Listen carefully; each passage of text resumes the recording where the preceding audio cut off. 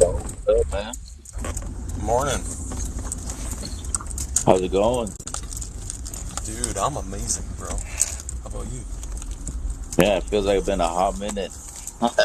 It does feel kind of, it does feel like it's been a while, hasn't it? That's crazy. Yeah, man. So what y'all talk about Friday? Dude, it's been a hot minute, bro. You think I remember? Oh man. Yeah, that's crazy. What's the subject for today? What's that? What y'all talking about today? I have no idea, bro. Oh snap. I thought we were supposed to talk about something. Don't remember. Yep.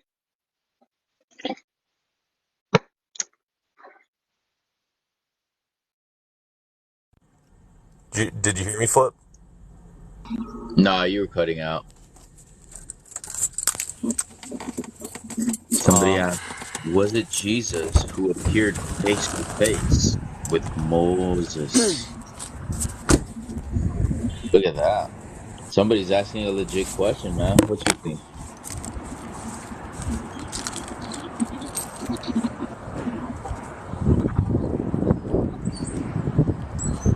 hey, I'm back now. Can you hear me? Yeah, I can hear you. Can you hear me? Yeah, I can. We're supposed to talk about Job today. Oh, that's right. Job. Yeah. Was it Jesus who appeared face to face with Moses Well, yeah. while quenching the Holy Spirit? Oh man, I If would he's say the if he's the yes. tree, well, yeah. If he's the tree of life, and Moses saw the burning bush, and that's the tree of Yeah. life. Well, then there's your answer. Yep. He only seen his back. What's up, Pope? Sorry, I had typed before you said that topic. You had a topic. It's all good. Yeah, I think we were supposed to talk about Job. I wasn't here Friday, that's why. I'm busy doing stuff.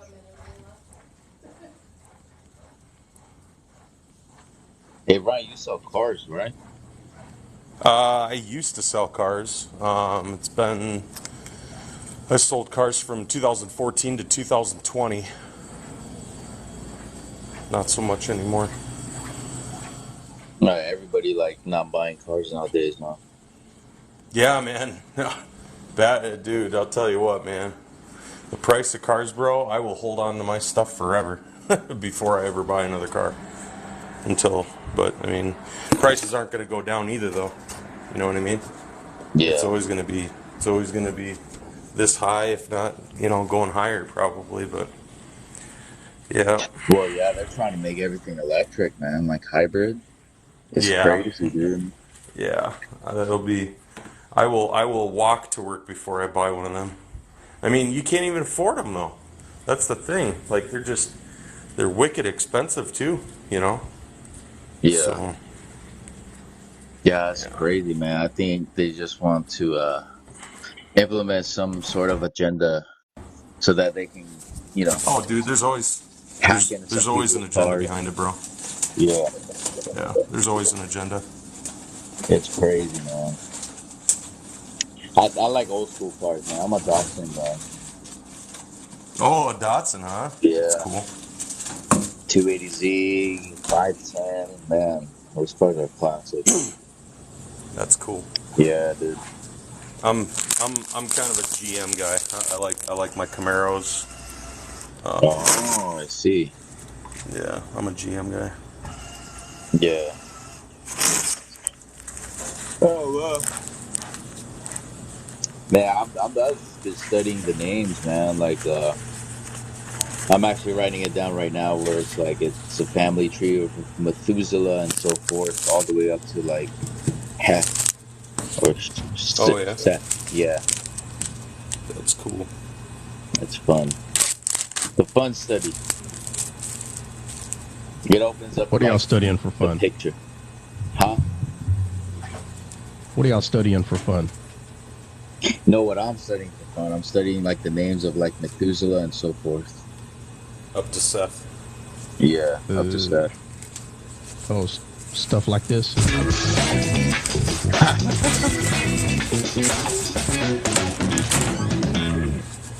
What is Well, if going that's on? the family tree to Seth, yeah, bro, I love that. Yeah, I mean it explains the message, man. It's pretty cool. Yes, sir. How are you doing, Trot? Well, yeah, we already know.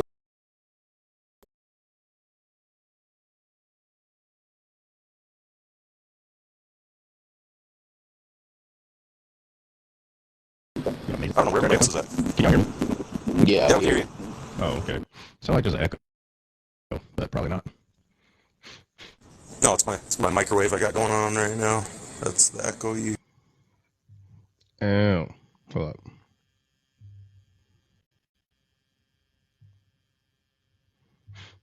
What up?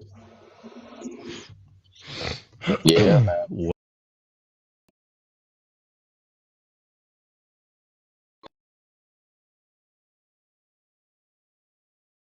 Bro, I don't know. People don't hear that. You don't hear. You're not gonna hear. Look, bro. Nobody is gonna like try to like make anybody look bad. Like that ain't the goal. But whenever something true comes out, people are like, "What? No, no way!" It's like, bro, like y'all don't. You just don't know. Yes, 100% true. Yes, yes, Man, yes, that's yes. crazy. I wonder why the news don't Yeah. know about it.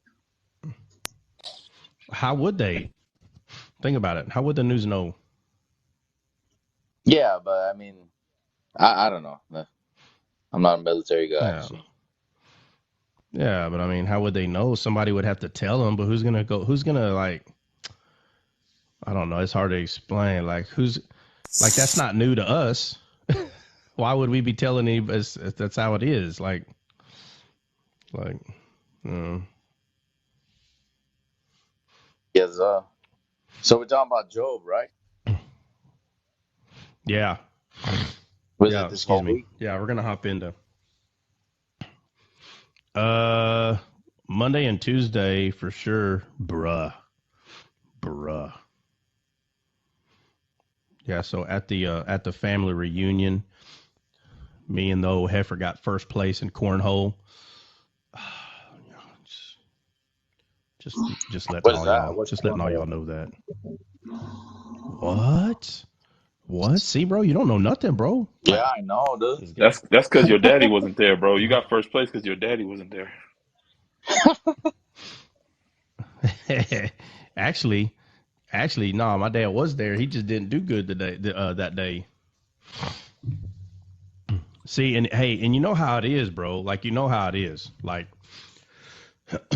you could be one of the best teams, and then they can put you up against another good team, like at the very beginning, and it could just ruin your chances. Like with the real against another good team, and that's what happened with my dad. I can't remember who they played, That's because y'all was playing that fake but I cornhole. remember. Y'all didn't have the real pine wood with a thing don't slide. Your daddy would have whipped What do y'all you with the mean? old school. Nah, bro. We got. Hey, look, we got both. We got the old school one, and we got the new school. And you pick whatever one you want to play on. That's how we roll. Well, I'm gonna Got believe both it. of them there. I'm gonna believe that your daddy got cheated. I'm just gonna. That's my story. I'm sticking to it. Well, it's possible. It's possible. But I can't remember who he was playing first, but who he was playing. Y'all It gave was a him y'all girl gave on him there. One of beat my. bags with styrofoam in it instead of sand instead of corn. Yeah, that's right. Made him stand in an ant pile. So he can be picking the ants off. The smooth boards. Did your dad build the housing holes? Housing cornholes? Yeah, my dad built uh the particle board, like the plywood. The plywood, old school. They probably weigh like 40 pounds a piece to pick them suckers up. They're like an inch thick plywood. Yeah, buddy. Yeah, we're getting into Job. We're gonna hop into Job for a little bit. I think it's been a minute since we kind of talked about old Job.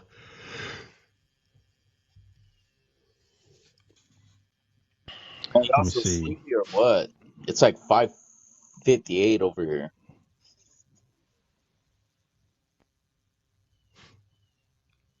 It's like what 50? 5:58. It's almost 6. 950 over here. What I'm what do you sorry, say? Try 850, had last 850, year. 850. Bubba, I showed up. I showed up on scene, Bubba, with those medals because me and my wife won last year. And every time somebody new showed up, I was like, oh man, I would have heard you pull up, but I just couldn't hear you with all this noise around my neck, and I was clinging the medals together while I was talking to them.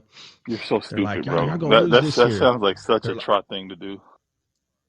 yeah, they're like, y'all are gonna lose this year. I said, I said, with all this noise, I just can't hear nothing anybody is saying. Bro, my whole family was on fire. They're like, oh, you just wait. I'm like, I said, I'll tell y'all right now, y'all gonna go down there, y'all might make like 2 points. I said,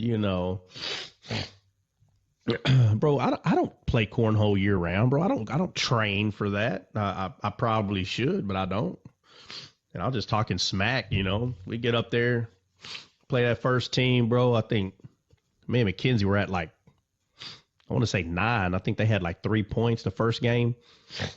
And I'm like, man, I said, it just so happens I'm gonna knock these next 2 back to back in the hole. Sure enough, bro, I throw both of them back in the hole. Boom, boom. And I'm like, man, I try to tell you, the rest of y'all better just quit right now. But it was like that the entire time, just talking smack. I have a cousin. She's pretty good. I ended up being with her, and I think they got 4 points, and we skunked them. I think they got 4 points. I was making a backpack. I was killing it. It was pretty sad. So if any of my family's listening right now, Hey, Dre. I do not apologize at all. You I need to guess go that train bowling harder. paid But off, huh? Dre, Bowling paid Dre, off. yeah, that's what it is, bro. The ball. Dre. I don't know, bro. I don't hit the hole right in bowling. Hey, Dre. Is it safe to say that Trot's that cousin that everybody gets annoyed with when he's around, when they're competing to things? Hey, listen, I can't get mad at Trot because I'm that cousin too, bro. Like if I was in Trot's family reunion, I would have been talking so much junk the whole time. I would have just been like, I don't know, I Oh, would have made dude. something up. Trust me, I'm that Oh, dude. Like my bro. cousins My know, like I'm not gonna lose.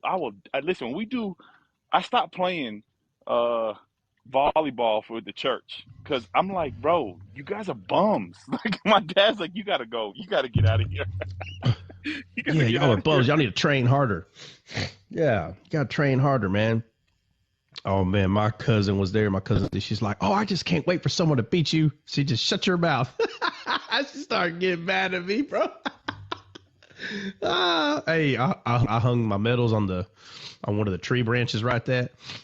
Excuse me, on one of the tree branches out there, and I said, "Man, in order to beat me, y'all gonna have to bear good fruit like this tree right here. You see these medals? Man, some good fruit right here. I'm about to take this to the house." My cousin's Bro, like, that is "Will you that shut is up?" funny, bro. I'm not gonna lie, that's good. Bro, I was talking. Hey, Anthony showed up. Anthony showed up, and he got one of our other cousins to team up with them. And he's like, bro, I can hear you talking smack from way up there, but where the food's at. I was like, I know. I seen you pull up. I said, you're the only one I was making sure heard me, boy. Get down here. I said, get down here. Anthony actually is pretty good at cornhole. I Hey, told I Trot. told Heifer, man. I said, hey, yeah, what's up? You're the type that you tell them, yo, you want to feel how it feels? You want to hold one? Since you ain't never going to get one of these, you want to feel how it Oh is? man, I was talking, dude. I was talking so much, man. What do you say? All smiles, lose all Jesus when you're. Oh, I told him. I said, guys, I don't know where. I feel like Jesus just left me right now. I said I feel alone and sad. I said, and because of that, I'm taking it out on all of you. Anthony was like, bro, shut up. I said, y'all come on. I'm about to, bro. For real, when I found out that Anthony and Richard was gonna be the first because they're pretty good. I said, well, man, we might lose the first one. Oh man, we spanked them. I think they made like 2 points. We beat them so bad, but It could have went either way. I was just talking smack. One of my older aunts, she was like, y'all are not gonna win this year. I said, why not? She said, well, because we're gonna beat y'all this year. I was like, man, I tell you what, I don't want to hear no complaining, no griping, no crying. I don't want to hear it. I said, because y'all are talking just as much smack. Well, apparently there was a boxing match that night. Yeah, Some guy named Canelo. Cinnamon. I don't know. Canelo. Some guy named Cinnamon or something. I'm like, man, what guy names himself Cinnamon? You're I'm so like, dumb, bro. man, I promise you, you're so bro. ridiculous, bro. His actual name is I'm like, Saul. His Oh actual my y'all name gonna God. go is fight this Saul. dude named Cinnamon.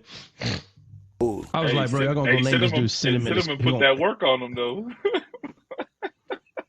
I don't think the other guy won one round, 11 bro. rounds. Nah, he got whooped, bro. He got Bro, tore up bad.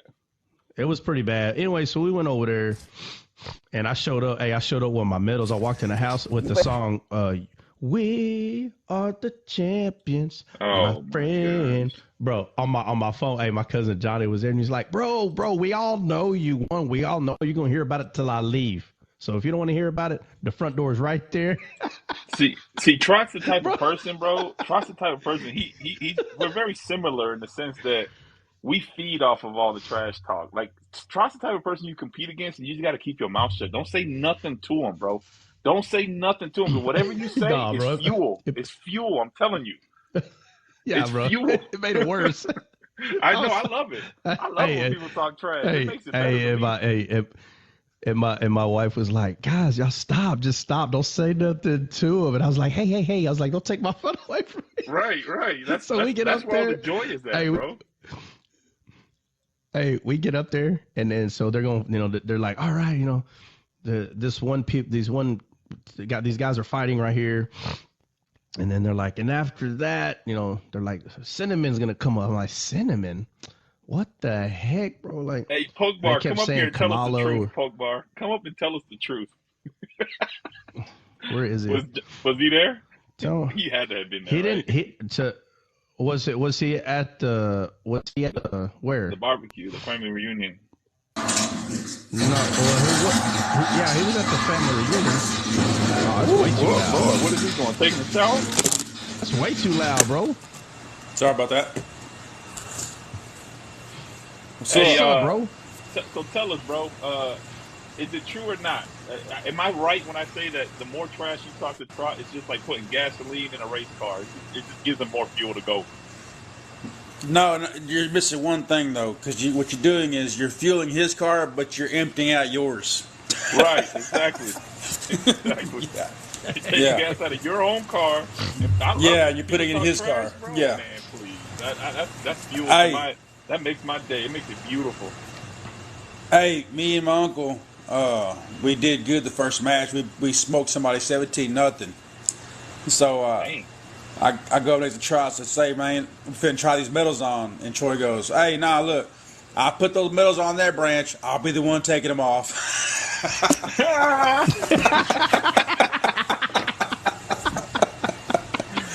Heck no. Hey, after we lost, we didn't get to play. We didn't get to play Trot, but after we lost, I was like, man, I guess he said he was going to do what he was going to do. I mean, he did it. So Hey, Trot was praying in tongues the whole time, bro. Y'all just didn't know. yep. Under my breath the whole time. Yeah, And I was yeah. like, you fools to believe that Jesus left me. It was like angels in the outfield out there. You know what I mean? Angels in Oh the man. outfield, right? He had Gabriel grabbing the bags in the air and Yeah. Grabbing putting them, them yeah, right in the bro. hole. Hey, Gabriel, I ain't playing, bro. If these things don't go in that hole, bro, we're gonna have a talk when I get up there. You better make it right now. We're gonna have a talk, bro. Yeah. And then all of a sudden, they all started going in the hole, and I was like, oh man, maybe I pushed a little too hard. Like nobody can even score. I think I But told you the joke of the we had a pastor good time. that pastor that went golfing. Did I tell you that joke? I don't know. Well, how's it It go? was it was a pastor that went golfing on a Sunday morning, right? And he was supposed to preach, but hey, Poke Bar, mute for a second, Okay. please. Yeah, mute. So the pastor, he was supposed to preach on Sunday morning, right? But he was like, man, I don't feel like preaching. I'm just gonna go ahead and go golfing. So he calls his youth pastor that morning. He's like, hey, I need you to cover for me. I'm not feeling well. Blah blah blah. He lied, right? And he was like, no problem, pastor. I'll cover for you. So he went. He preached for the pastor. The pastor goes golfing. Obviously, all the pastors are preaching that morning, so all his buddies are not there. So he's golfing by himself, right? He's golfing by himself. Yeah. And he pulls up to the first hole. It's like a par five, 526 yards. And he pulls out his driver and just Yo. smacks it, right? And God sends an angel. He's like, man, go ahead and grab the ball and put it in the hole, make it a hole in one, 536 yards or whatever. And the angel's like, why would you do that? Yeah. And he goes and he grabs it, puts it in the hole in one. The pastor's jumping up and down. And the angel looks at God. He's like, why did you give him that prize? Like, why would you give him that when he like lied and he's supposed to be preaching? And God told the angel, he's like, well, who's he going to tell? Yeah. Yeah. I swear, I'm not lying. That's so me, bro. I'm not lying, bro. I'm not lying. Listen, bro. Did I ever tell you about my fish? That's a great joke. Bro, did I ever tell you about my bass that I caught, bro? Yeah, oh yeah. You The told big us about one. the story The big one. of the 5-foot bass that you caught. Yeah, you told us. Yeah, bro. That sucker was like, let me see. I don't know, bro. Two, let me see. 3. I don't know. It was so big, bro. I did. I stuck my fist all the way down his mouth and even some of my forearm went in his mouth. It was huge. And I got to send it to 2. Well, I sent the picture to a few people, but there's only 2 that remember the picture, man. My best man at my wedding and my brother. And I'm like, wow, bro, think about it. Your best man and your brother. It literally sounds like, well, those would be the only 2 that would lie for you, right? Your brother and your best man. And so, and I don't have a picture of it. I don't have a picture of it, bro.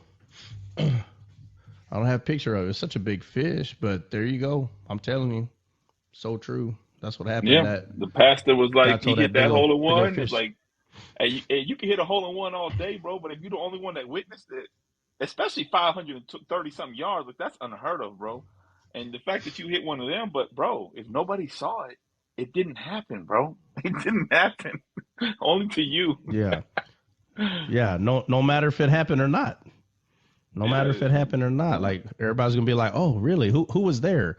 Well, there was some crickets, some ants. That's about it. Mm-hmm. Yeah, buddy. But anyway, so we won that, and I guess that's about it. Ate about 4 pounds of barbecue. The Cowboys had a good Went to weekend. go watch some.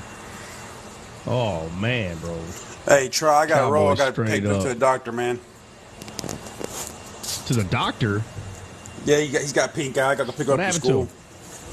He got pink eye. Oh my Lord, have mercy. I'll see y'all later. We'll see you All right, bro. later.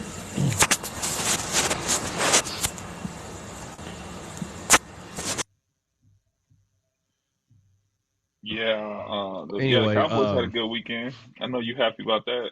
Oh man. I ain't gonna lie, bro. I don't care if the Cowboys won a Super Bowl and they were beating everybody 40-0, I would not be happy. I don't know how to make that. I don't know how to make that any more clear. I don't want to see the Cowboys go up there and just beat everybody 40-0, bro.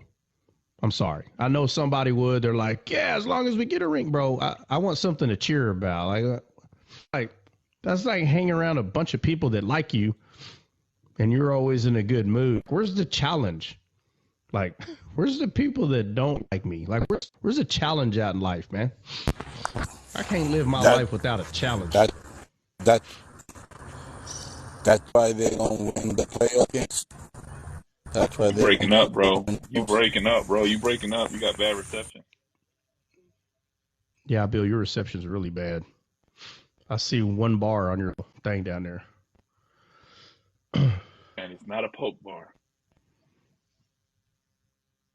Yeah. Let me see.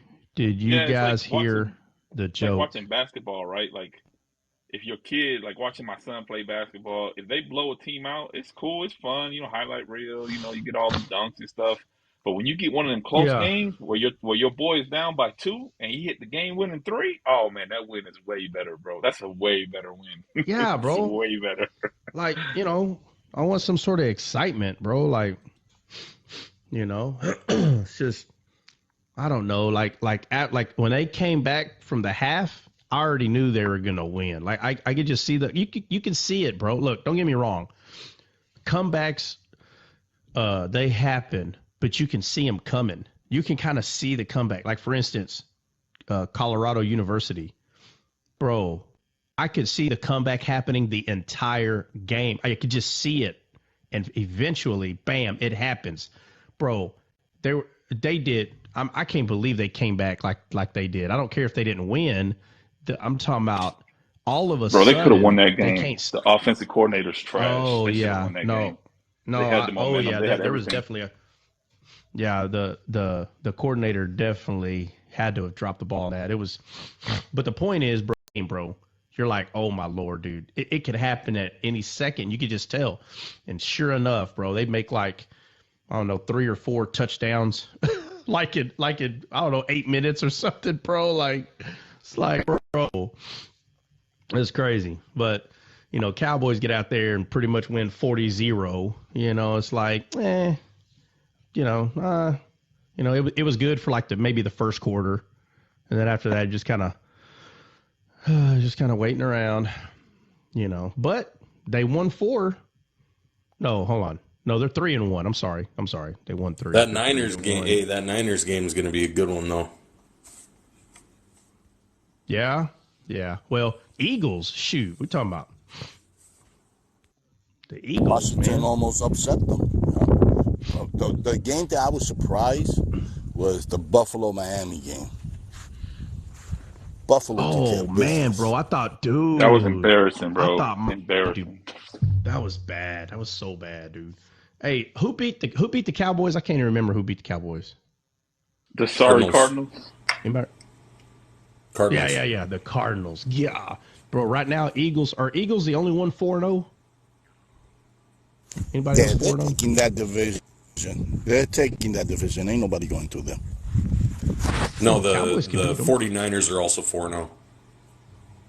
Oh, okay, that's right. Yeah, it's Yeah, gonna that's be why one of those that's why I'm Super saying Bowl. the Cowboys-Niners game next week is going to be amazing. Yeah, That's going to be good. Did you hear them interview Dak Prescott and ask him about last year? And he was like, "Yeah, man. Hey, thanks for pissing me off." He's like, "But no, literally, thank you." He's like, "Thank you, though. I needed that. I want that."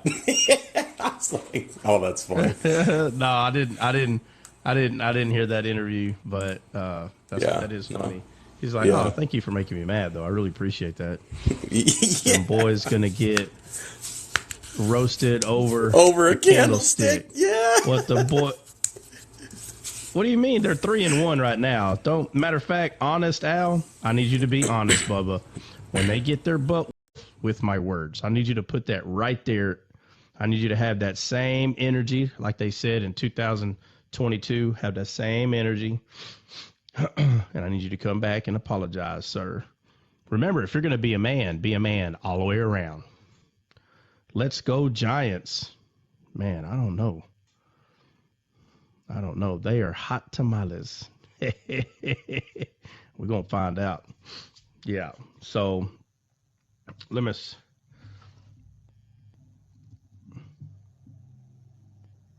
A playoff game then. How many years? 11? Who hasn't? Bill, who you talking about?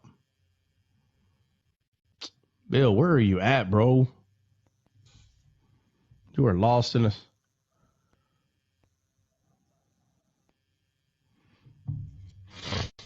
Is there a team that still hadn't won a Super Bowl, or is everybody won one? I feel like My Vikings, bro. My Vikings. I feel like there's a team.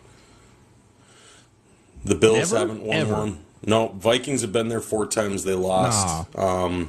The Browns have never won. The Bills have never won. The Cardinals have never won. Hold on a second. The Bills never won? No, they went. They They remember they went went four four in a I times. think row. they have They one went championship. 4 years in a row. 4 years in a row, and they lost all 4 times. No, I think With bro, Machine I Gun remember Kelly. the Buffalo Bills winning one, bro. Nope, they never did. They won I one rem- like 5 years ago. what? Oh, so they just went multiple times. Yep. Let's see, King Ma, what's up, man? What's on your mind? What's going on? Nothing. I've watched you guys and listened to you guys many times. It's Michael, King Michael. Oh, King Michael. Okay, I see it. I see it Yeah, now. it's all King good. Michael. What's up, man? What's on your mind, bro? Oh, nothing. I've listened to you guys many times. I just don't ever ask to come up in the box. I agree with a Ah, lot. I agree with well, a lot of stuff that you guys teach. That's why I have you. That's why I follow you. But you guys are usually cool. a full box, so I just kind of listen in and then get going with my day. But today the box wasn't full. Well, all righty then. Yeah, we are. I see. You see Yeah, so we're Jesus? gonna Yeah, hop Jesus into or nothing. Job. Yeah, he's cool. What happened? I said Yeah, Jesus or nothing. He's cool. Yeah. yeah, That's back. yeah. Hold on, let me see. Hey, Dre, who was it? Was somebody specifically asking to go over Job? I can't remember No, what I brought up just think we were Job. talking about we all did. I think it was a collective. We were talking about the sovereignty of God and the misconception that that people believe like, well, God Oh, giveth and God taketh away. So but they don't understand like how you explained last week that that the devil had access at the time because the minion was still yeah, handed that's over right. to. Yeah, so it went that route. Yeah, yeah. So,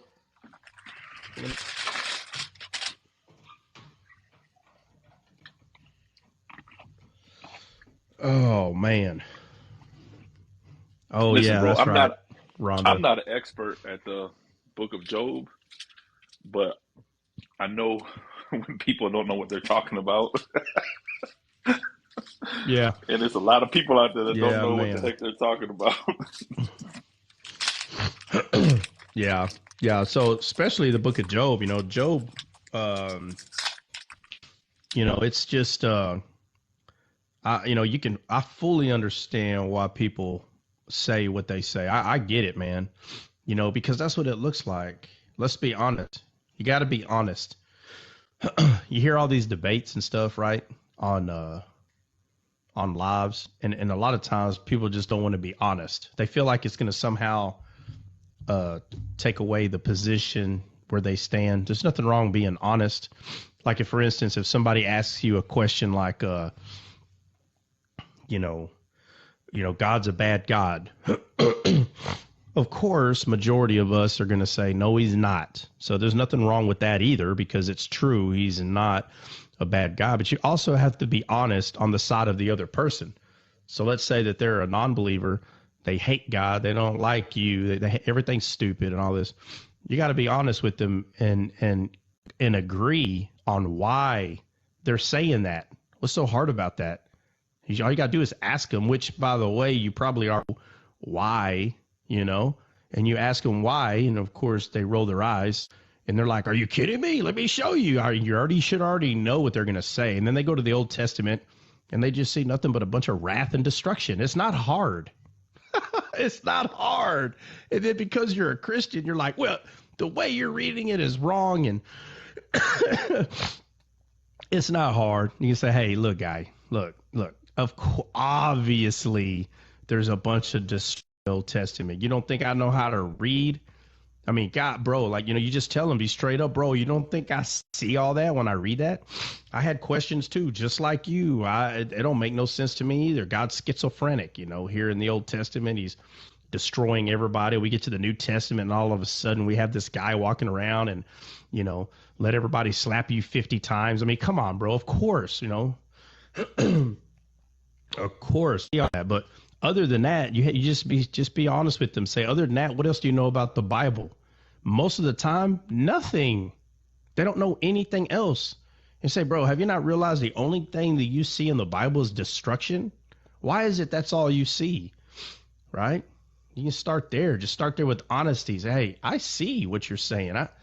Okay, but you're going to sit here and tell me you don't see love in the Bible? And a lot of them will say, no, I don't see no love. I just see hate, hate, hate. Say, bro, so I'm telling you, I see what you see. And you're going to sit here and tell me you don't see what I see? So you're either lying or, or you're just being, showing intellectual, or you're just being intellectually dishonest. One of the two. You're being dishonest and you're trying to be wise about it, or you're just straight up lying. And then that's where the conversation has to start. But to try to act man why someone is saying what they're saying, I mean that don't make no sense. I understand exactly why they say that. It's so easy, bro. Like so easy why people say that. And it's the same thing with the story of Job. Job's the exact same way. 100%. 100%, because in our life, that's what it looks like. But see, what they don't understand is that's more karma. And we've talked about karma. Mike, what's up, man? Agape, what's going on? We talked about karma. We talked about sowing and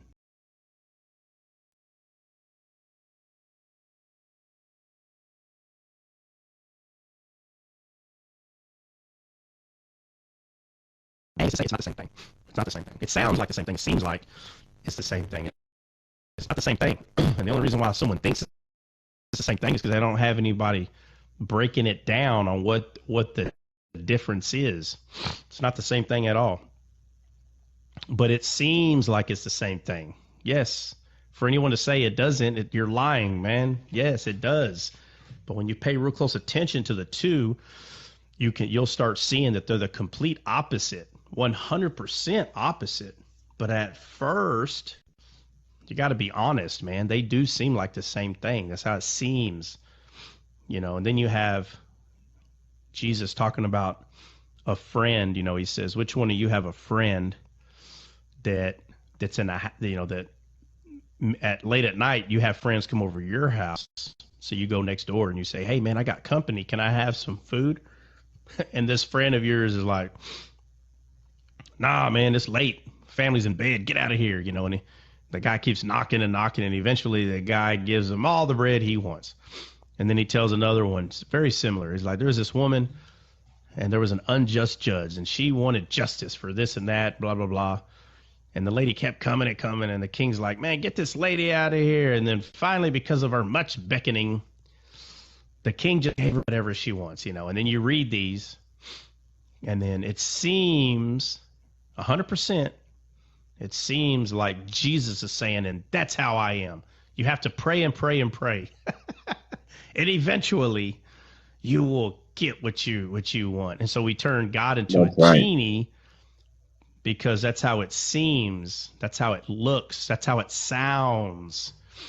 And so now you have to ask yourself, why does the Bible always sounding like one thing, but it's actually saying something else? So in the Old Testament, wrath and destruction everywhere. And you can't lie. Just be honest. Yes, I see it. Well, then you need to reconcile that. You need to defend it. How can you defend it? I said, well, let's go talk about some other things. Let's go talk about karma, sowing and reaping. Oh, those are the same thing. Okay. So God kills everybody. Karma and reaping is the same thing. The unjust judge and the bad friend, those are representing Jesus, and you have to beg for his mercy. Notice one type of person sees everything that way, and then another type of person sees it completely different. So it's not just one thing.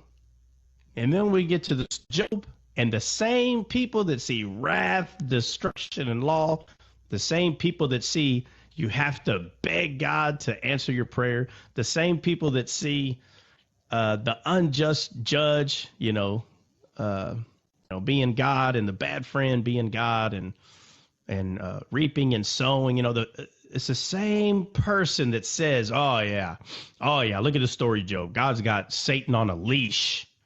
And if you act up, he's going to sick him on you. Notice that legalism sees the Bible one way, but the love of God sees the Bible in a complete completely different way. They both see it completely different. Our Bible is based on perspective. That's why Jesus said, let's say an old lady in a picture, when you just have to flip it over and you get a new, yeah, 100%. So what type of mind are you using to understand the Bible? Well, the Bible answers the question. It tells us that there are two minds, two bellies. We're supposed to renew our mind from the old. We're no longer supposed to have the old belly, but rather the new belly of living water, right? So there's this transition phase that we are supposed to move from a child to an adult. Even in the spiritual, we're supposed to be born again. Why? Because the old you is a fool. The Bible makes it clear that the old you is a fool. So the part of you that sees the Bible as destructive and bad, God's bad, all this, that's the fool part of you. And you haven't matured yet. Now, if you don't agree with that, that's irrelevant. That's irrelevant whether you agree with it or not, because what the Bible is telling you is it's answering your questions. It's telling you what part of you sees it one way, and if you become born again, how you're supposed to see it, like without trying, like it's supposed to be understood why you were misunderstanding what you're reading. It's supposed to be understood. But that's why Jesus said, make disciples. That's why he said that. We have to make disciples. You have to show someone what is true. Really give them a chance to see. So in the story of Job, what?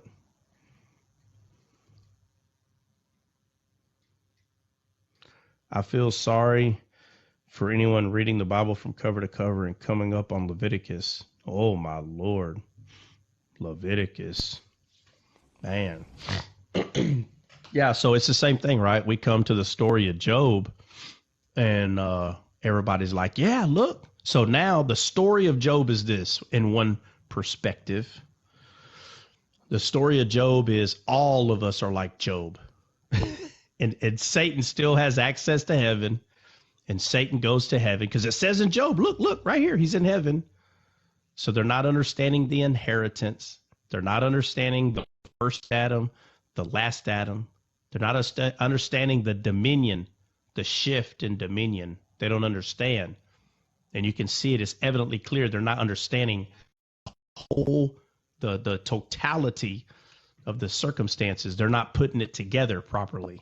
They're just hopping around from story to story because they think the Bible is here to show you how to live in this world. That's it. That's why the Bible's there. And with that perspective, that means everything you read is, how does that help me now? How does that help me here?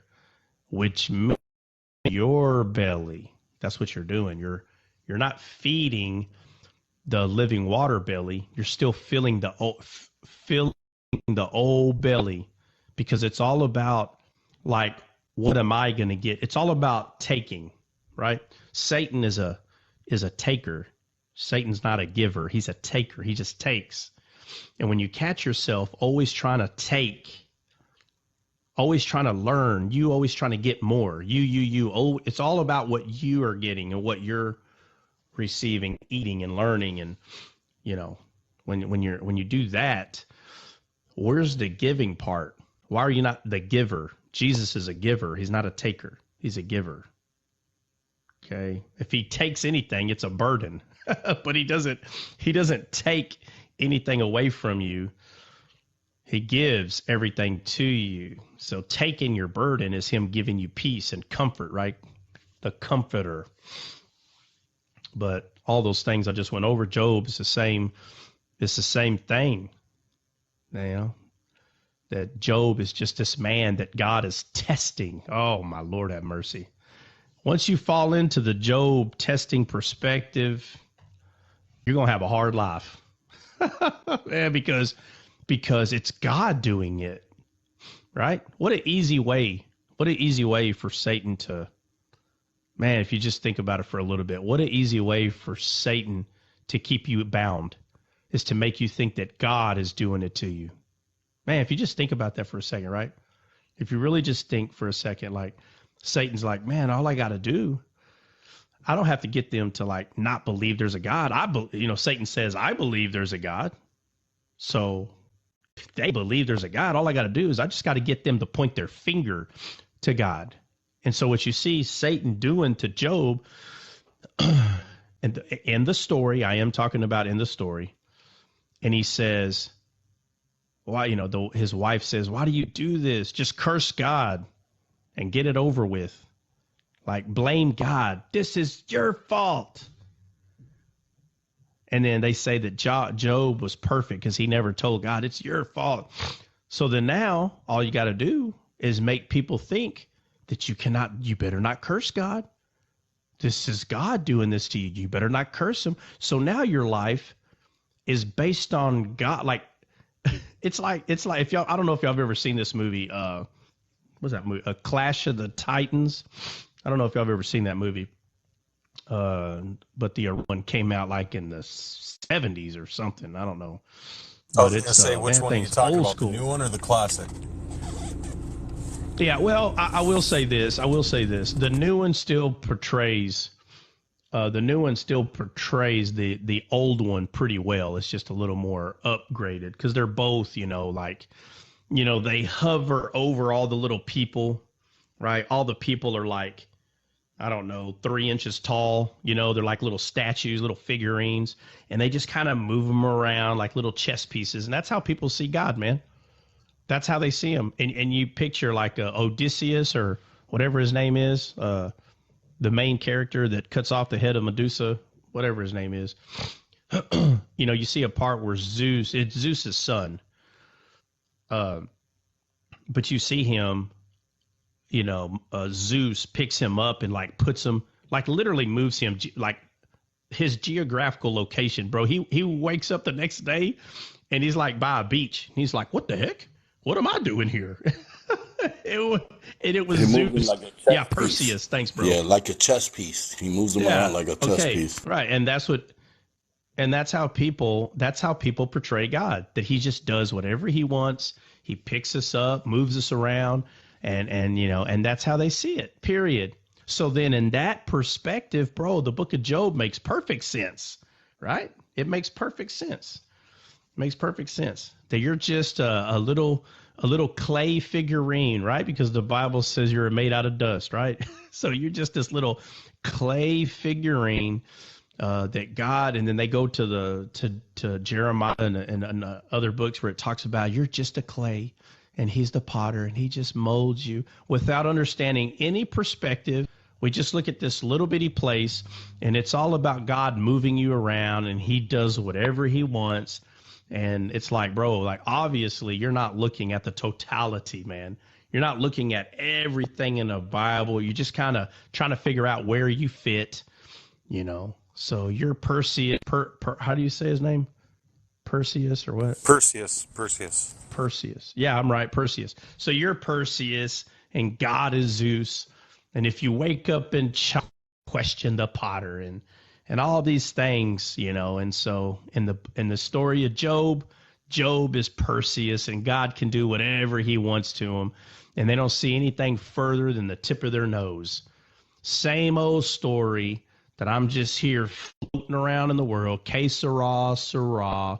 Whatever will be, will be. God just does whatever he wants. And it's like, man, bro, that is a very sad perspective. And Satan is the one that teaches this. He teaches this because it's a lot easier to make people point their finger at God rather to get them to not believe he exists. So you may be saved, but instead of you having dominion in this world, Satan's just going to laugh at you the whole time until the day you die because you're not learning to take a hold of your dominion. You don't know how to do that. You just know how to point the finger and blame somebody. You're the victim all the time. Everything is always someone else's fault. And if something don't work out, well, God allowed it, therefore it's God's fault. Oh, what a sad life. That's a very sad life, to sit there and not point the finger at who the problem is, right?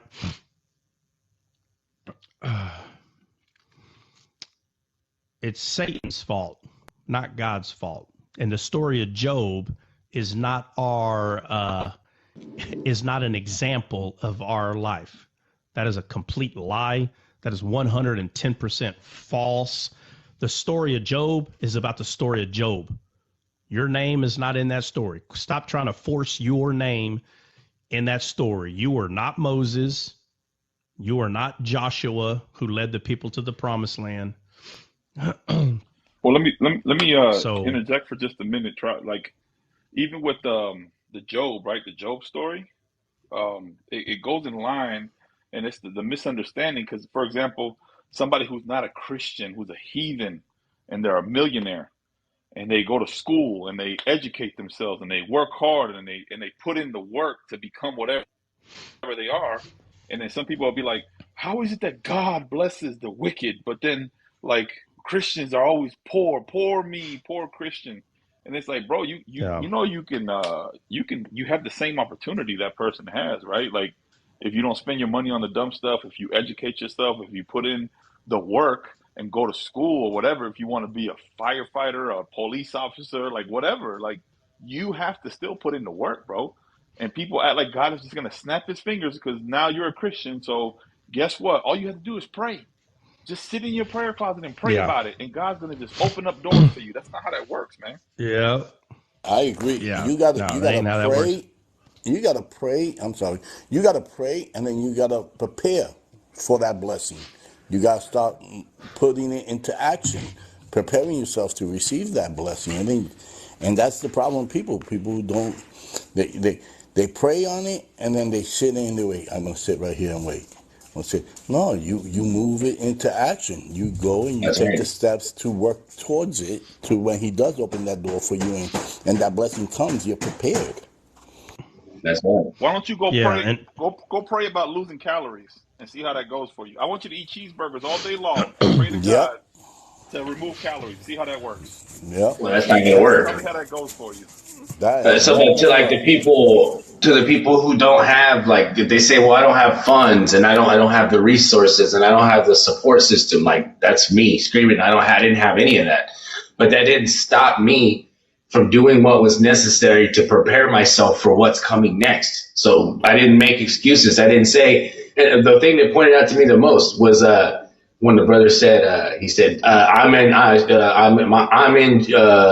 Job's story, which was like the first 6 months of my 7-year trial. That's what I thought. I was like, I'm in Job's story. I'm in Job's story. You know what I mean?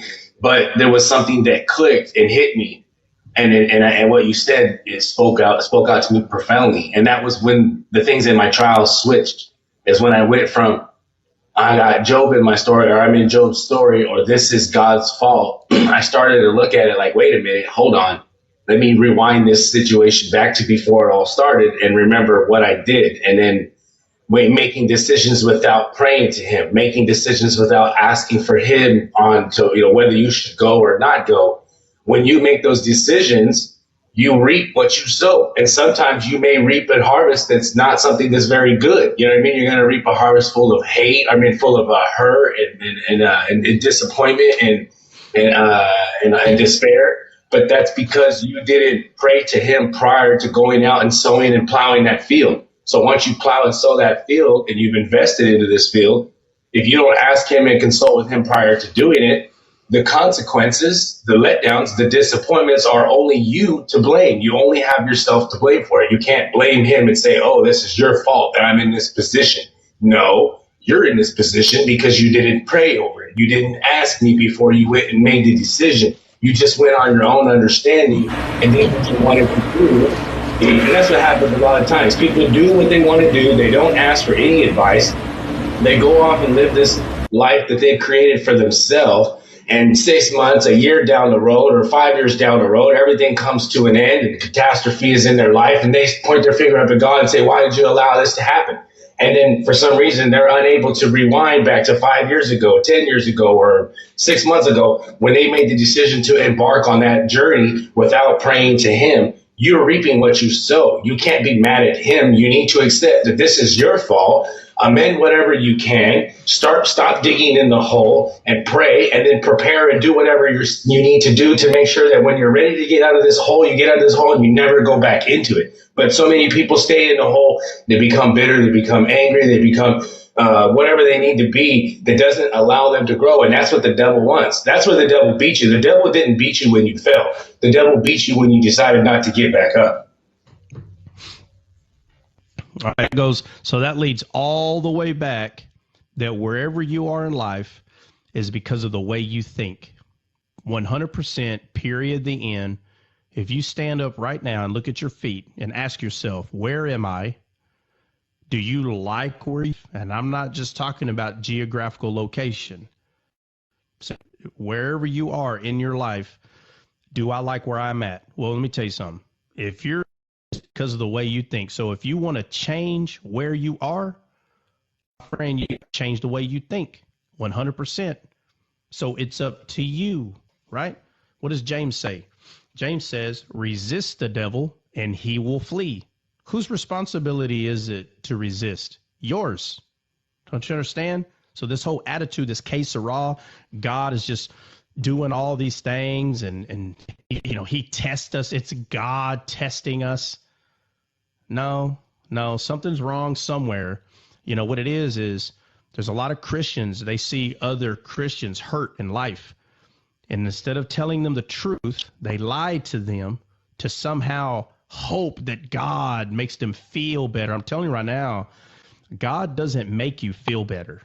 If you haven't, I don't know why or how Christians have not figured out that if it was God that would make you feel better, why would you be crying all the time? Think about what you're doing. I want to make another point on that, if I could. He doesn't care about you. He doesn't care about your feelings. That's not what he's invested in. He's invested in yourself, in your salvation. He's invested in your soul. Your feelings change. They come and go. They're up and down like the weather. You know what I mean? When he went to Mary and said to Mary, you're about to have a baby. You don't think that Mary's feelings went a little bit whack there for a second? Because she's probably considering, I'm about to get married. This is a good man. How am I going to take this to him? This is crazy. I mean, you're kidding me. I don't even know a man. You know, she started thinking to herself, there's no way that this can happen. You know what I mean? And then I'm sure that she started to feel like, okay, now my potential husband's going to leave me. My family's going to disgrace me. I'm going to be ashamed. All of these things. I'm sure all of those feelings went through her.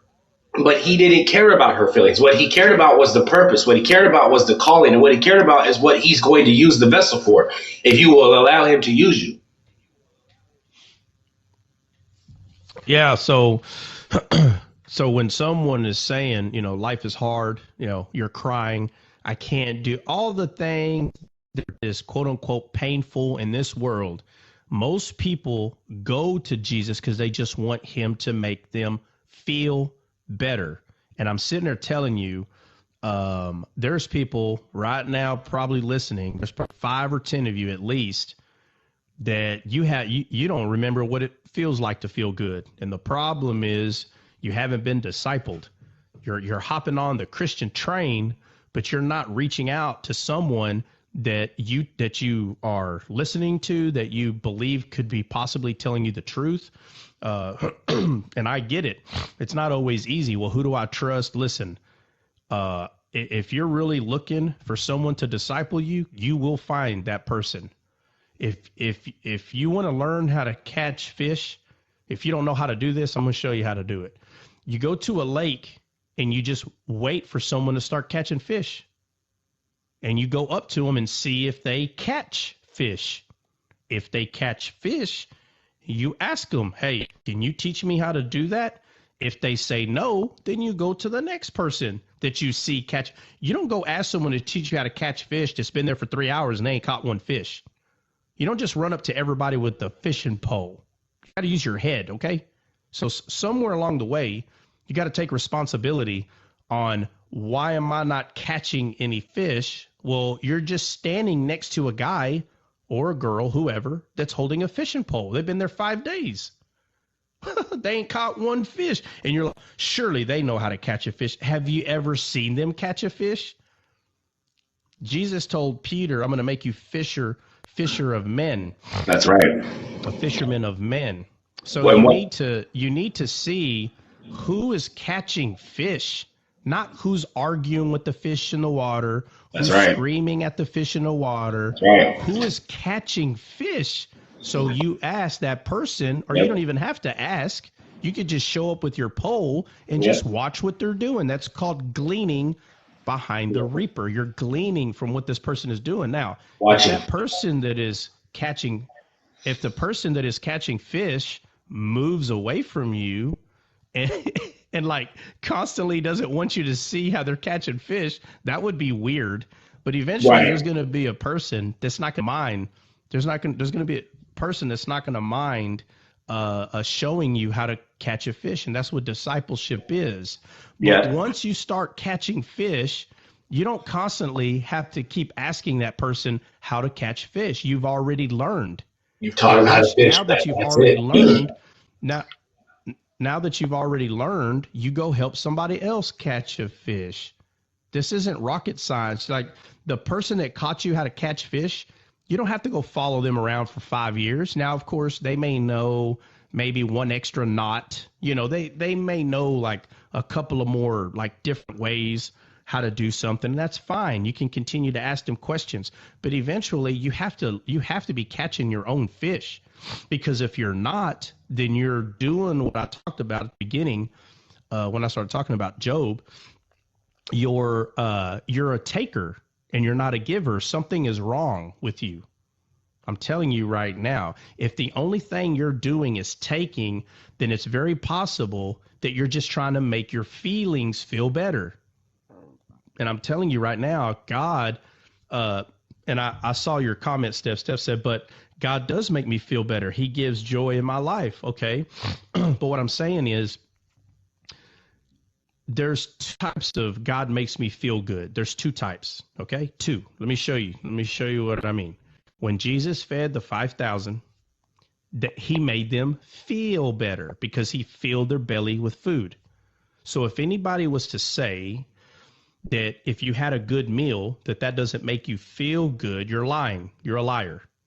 100% you're lying. Okay, so Jesus made them feel good, and they wanted to make him king because of what he did, how he fed everybody with basically nothing.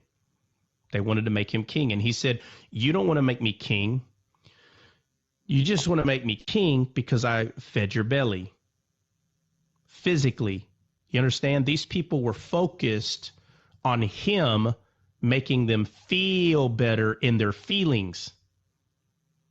And they all left when he told them that if you don't eat from me, you will never have everlasting life. Now he's talking about a spiritual feeding, and everybody walked away. So he turns to the disciples and he says, do you want to leave too? See, they already understand how he's feeding them spiritually. They already understand this. And they see it more important than their physical feelings. And they said, no, Lord, where are we going to go? Like, no, we're going to stay with you. What do you mean? So when we say things like, but God does make me feel better. How does he make you feel better? Does he make your feelings feel better? Or does he make the inner you, your inner parts, feel better? What part of you is feeling better? Because if your physical feelings are feeling better, my friend, I'm telling you right now, that is not God doing that. That is you choosing to be happy, choosing to be in joy, choosing to be in peace because God is in you. Your physical feelings are a choice. God doesn't remove your physical feelings. This is why I say spirit, soul, and body is, you need to understand what part is crying out help on the, which part of you is crying out for this physical feeling help? That's your body. And which part of you is crying for this deeper, intimate help? which is your soul. So when you say, no, he does make me feel better. If you're saying that you're learning how to harness your emotions, meaning that you have a choice and there may be a bad circumstance, but this circumstance is not going to dictate my life. When you say Jesus took that away, you are not being completely honest to people. You have to understand there are people that don't understand what that means. If you say Jesus took that pain away, some people are going to take that as that the physical pain that they feel, that Jesus somehow just came up and took it away, as though you had no choice. And that is not true. Your perspective changes when you receive Jesus, because you see a truth. Your participation. And you choose. That's what it is. It's your participation in your salvation. You're only going to be as saved as you participate. Right. So when the Bible comes to says, you and asks you, like you're saying, when someone comes up to you and asks you, you can't just say he took it. You need to also say that there were nights of prayer, there were nights of fasting, there were nights of meditation, and then there were a lot of days where I was reminded of the things that hurt me, but I chose the Spirit. I chose to walk in the Spirit and choose forgiveness, choose love, choose, all the fruit of the Spirit. And as I chose to walk in the Spirit, all of those things Yeah, but slowly that's started the to fade important away. part, though, bro. The important Yeah, part is the choice, because I know people that fast and pray I hear you. nonstop. I know people that fast 21 days straight with only liquids. They still are the same person at the end of that, because it has nothing to do with the physical action. It's about the choice. It's the That's why I mindset. said the You choice. got, Yeah, that's why it said yeah. the choice for sure. That's what Like I'm saying. it It requires seems like you were you. putting more emphasis on the No, no, action no, versus the no. mindset, It because would you require have you. to So choose. Hold yeah, on, hold exactly. on. You have to Yeah, choose. You have to choose to renew your mind. You have to choose absolutely. to walk in the precepts. You have to Yes, sir. choose to meditate in the Word of God. Yes, sir. Absolutely. So when you do all that stuff, there's not going to be any power in it if you're not fasting and praying, though. Because you can do all that stuff, and if you don't have any action that you're taking part in if you're just reading the Bible and studying the Bible, but you're not actually fasting and praying at all, I'm telling you right now that you're going to be lacking power. You need to fast and pray as well. But that's not what I was getting at. What I was getting at is that sackcloth, repenting. It was sackcloth, getting down on the ground and saying, I'm sorry. I'm going to deny myself everything until you tell me what I'm doing is wrong, until you show me what it is that I'm doing is wrong, and until you show me how to fix this. Michael. Michael, hey, so what's fasting and praying doing? Fasting and praying is killing the flesh. It's saying, I deny my flesh. And I'm choosing the Spirit. So instead of me filling my belly with soda and fried chicken, I'm going to go ahead and deny that. And I'm going to sit here and listen and meditate on your precepts and your words. I'm going to fast, and I'm going to wait until you give me the go ahead to go ahead and eat, to go ahead and do what I need to do. So in essence, I'm going to deny this body, this flesh, this human body, what is necessary, because I'm waiting on you to give me the supernatural truth, the supernatural understanding, the supernatural word of knowledge, the supernatural instruction, whatever it is that I need from you. I'm denying myself this so that I can move you in some way to see that I am trying to hear from you. All right. Well, well, let me say this. So I understand that perspective, but let me throw this out there. Because you just said that I'm going to move you. So you're saying praying and fasting moves God? That's what you're saying? Yeah, he repents all the time when he sees that you repent. That's in Jeremiah. So to say that he don't repent would be silly. Okay. So yeah, well let me say this. I promise you this. Nobody moves God, right? We don't twist God's arm behind his back until that's not what I said. Right. That's where his That's what you took, but that's not what I said. It's because David repented in sackcloth and he moved God. David moved God. That's what the word says. Michael, hold on, Michael. We're not in the Old Testament. We're on the other side of the cross. So you're saying that Jesus Christ is not the same yesterday, today, and forever? Hold on. That's what you just said. Hold on. Time out. He's the Old Testament and the New Testament. Testament. About who's the same. Before we start talking about who's the same and who's not the same, are you saying that we're the same as David, or are we different after the cross? I'm saying that we all have the ability to.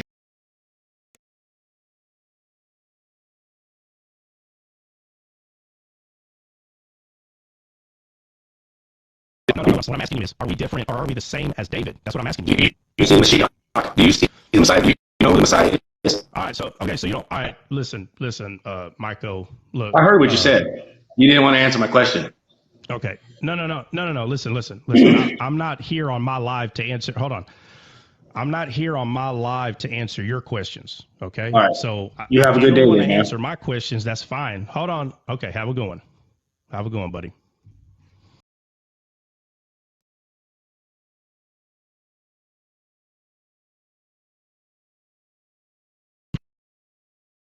So this is the problem is people are literally saying that you have to pray and fast to move God. That is not what praying and fasting is for. And that's exactly what this gentleman said is the purpose of praying and fasting is to move God. And when you tell people that, now people are praying and fasting with the wrong motive. God doesn't have to move. What Jesus has already done, that was the move. God's already made his move already. So when you tell people pray and fast because you need to move God, you're coming with the wrong perspective. So anyone, everybody that's listening in, y'all already know times are going to happen where people are going to come in and, they just somewhere along the way believe something that is not true according to what Jesus already did. God already God already has done the move. The move's already happened. So whenever someone is telling you that you still have to do something to get God to move, this is what keeps people in bondage. You don't have to do anything to get God to move. What Jesus did was the move. The move has already happened. Now what we do, the reason that we pray and fast so we can understand that our flesh is not supposed to tell us what to do. We are supposed to tell it what to do. And we have that power now through Christ because God has already moved. So he's already put the Spirit of Christ in you. So if the Spirit of Christ is in me and you're fasting because you want God to move, he's looking at you like you must not understand something because I have already moved. I've already moved. The problem is people are not receiving what he's already done. So if Jesus lives on the inside of you, listen to logic on this. If Jesus already lives on the inside of you, why is it that the attitude is that you have to make God move? How is he already living in you? If something is wrong with you, if he's already living inside of you, how does that make any sense for you to be begging God to still give you something when he gave you the best thing that he's had, his son? So now his son wasn't enough. I can promise you this, man, that if I personally gave my son to make people right, it would be enough. I'm not going to sit here and hold your feet to the fire and say, my son, that's blasphemy to myself. What was the purpose of me giving my son if he wasn't enough? So the gift that was given to us directly from God, that gift that lives on inside of you, now your dominion has been given back to you. And now that you have dominion, now you tell your flesh what to do. The people in the Old Testament did not have dominion. Satan had dominion. So David begging God and pleading with God and all these things, he better had. He better had. There was no peace on earth between man and God. Peace on earth between man and God didn't happen until Jesus was born. When Jesus was born, that's when the angel told the shepherds, peace on earth. That's when it happened. That's when there was peace between man and God. All the begging and pleading and snot-nosed crying, that's over with. I don't think people are understanding the purpose of why Jesus came. Peace on earth, my friend. We are not living in the days of David. David said, "Blessed are they where God doesn't impute sin." He said, "Blessed are they." David was looking towards the future, towards the people where God was not going to impute sin on them. And he said, blessed are they. And here we are in the New Testament trying to be like David. There is a huge misplacement on people today, and you can hear it. If you just listen to them long enough, you'll hear it where somewhere along in their talk, they're going to show you that you need to do something. Just like the gentleman that was up here, you still need to pray and fast. And the reason that you have to pray and fast is because you have to move God. You are not going to put God's hand behind his back and say, you're going to give me what I want because I'm praying and fasting.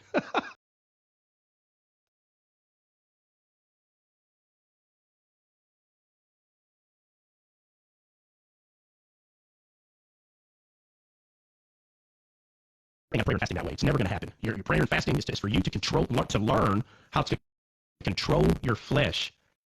It is not for God. Prayer and fasting has nothing to do with God. It has all to do with how your flesh is constantly trying to, let me see,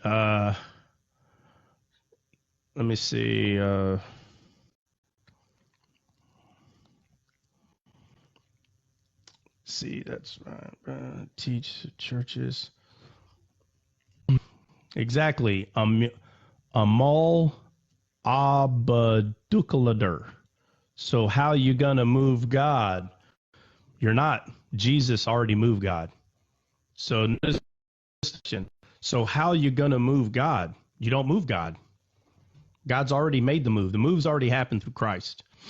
So when people are saying that you need to move God, they're basically telling you that you don't have Christ living on the inside of you. Notice the question is focused. Now, again, Amal, I'm not suggesting that you're saying it that way, but the question itself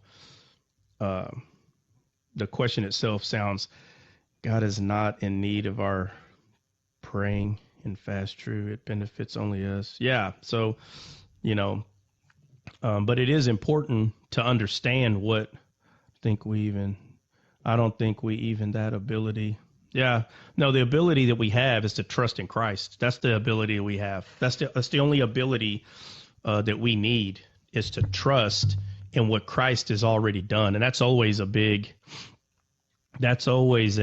hard thing for a lot of people to do. It's hard to trust that God has already done something. It's not easy, but the more you start living that way, the easier it will become. It will get easier. 100%. It gets easier because you start relying on what Jesus did. And once you start doing that, start getting into that pattern in your life, me personally, I'll just say, I can't wait for something catastrophic to happen in my life. Is that what I'm calling for? Like, is that what people will say, oh, well, you're speaking that into existence. No, you're taking that whole speaking into existence thing. You're taking that way out of context. I'm saying that you will never be able to say, you're not going to leave earth unscathed is what I'm saying. You're not going to leave earth and say, well, I prayed and fasted the whole time. I never ate food, never drank water, and I didn't have one hard time. Well, you lived under a tree for 50 years and you died, but your whole life was hard and you don't even realize it. You just stayed under a tree for 50 years. I mean,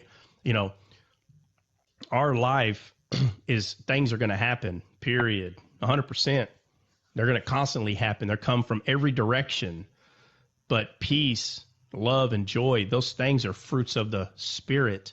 They're not fruits of the flesh. Do you understand? They're not fruits of the flesh. Your flesh is not telling you, oh, man, I'm going to feel good during this hard time. No. Your flesh is the part that is tempting you to cry and fall apart like a $2 suitcase. Your flesh is to act like Job's friend, right? He has multiple friends. All of his friends were literally talking bad about this situation, blaming Job, telling Job it was his fault and all these things. But I'm not comparing you to Job. It's not what I'm doing. But because we're trying to get into Job, I'm sure we'll make it there at some point today or tomorrow, but we'll get into it so you can understand what has taken place in the story of Job. But Job, If you look at his wife and his friends, they all allowed the circumstances to overwhelm them, except for Joe's younger friend. But, God is not, he doesn't have Satan on a leash. And all the hard times, it's God testing you. It's such a ridiculous comic book theme that is not true. What is true is, obviously, from the beginning, man's dominion was taken from them, from the first Adam. And the last Adam, Jesus, took that dominion back. That's what's true. And now that our gardener, right? Adam was a gardener to tend to the garden. The last Adam is now the gardener who tends to the garden. And now that the gardener is back in the garden, right?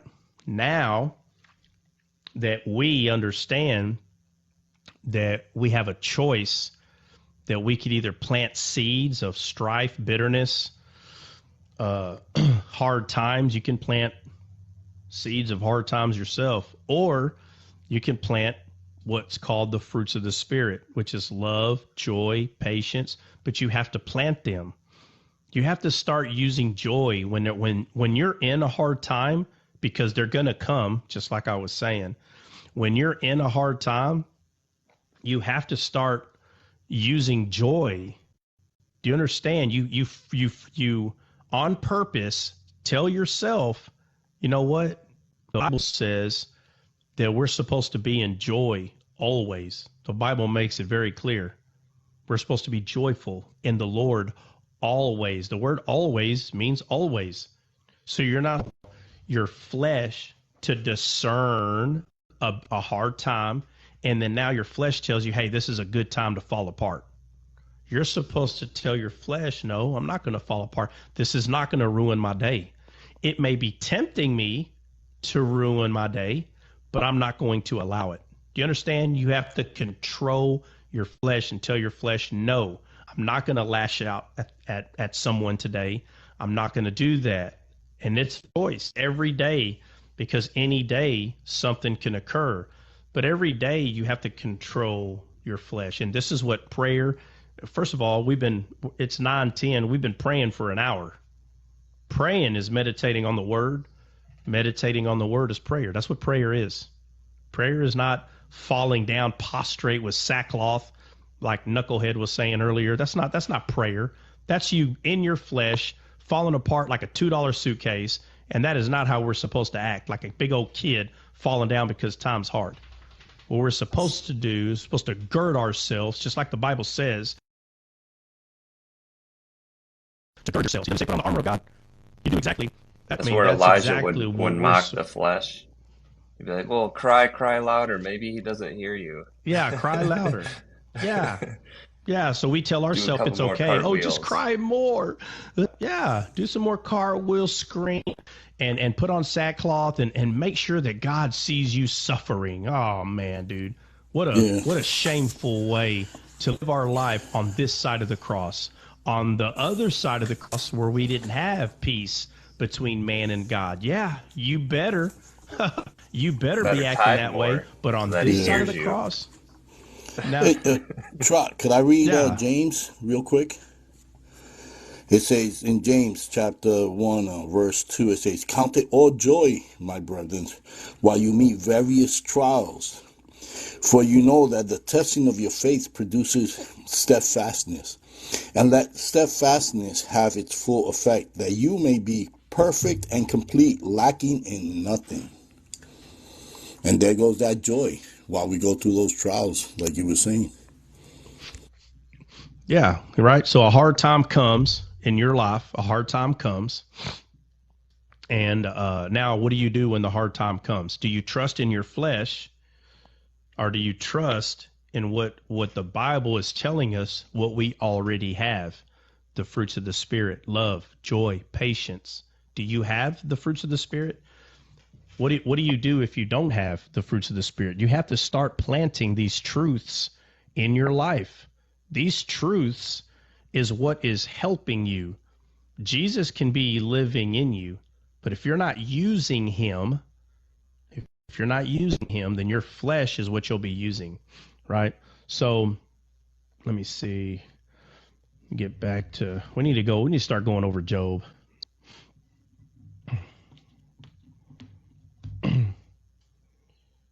All right. Let me see.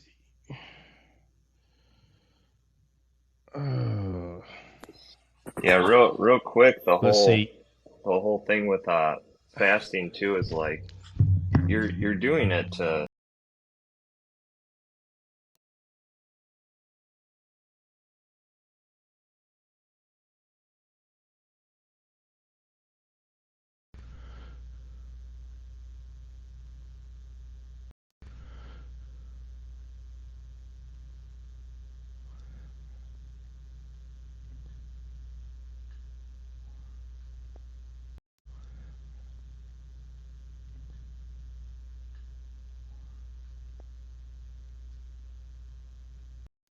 You kicked us all out. Yeah, we all got booted.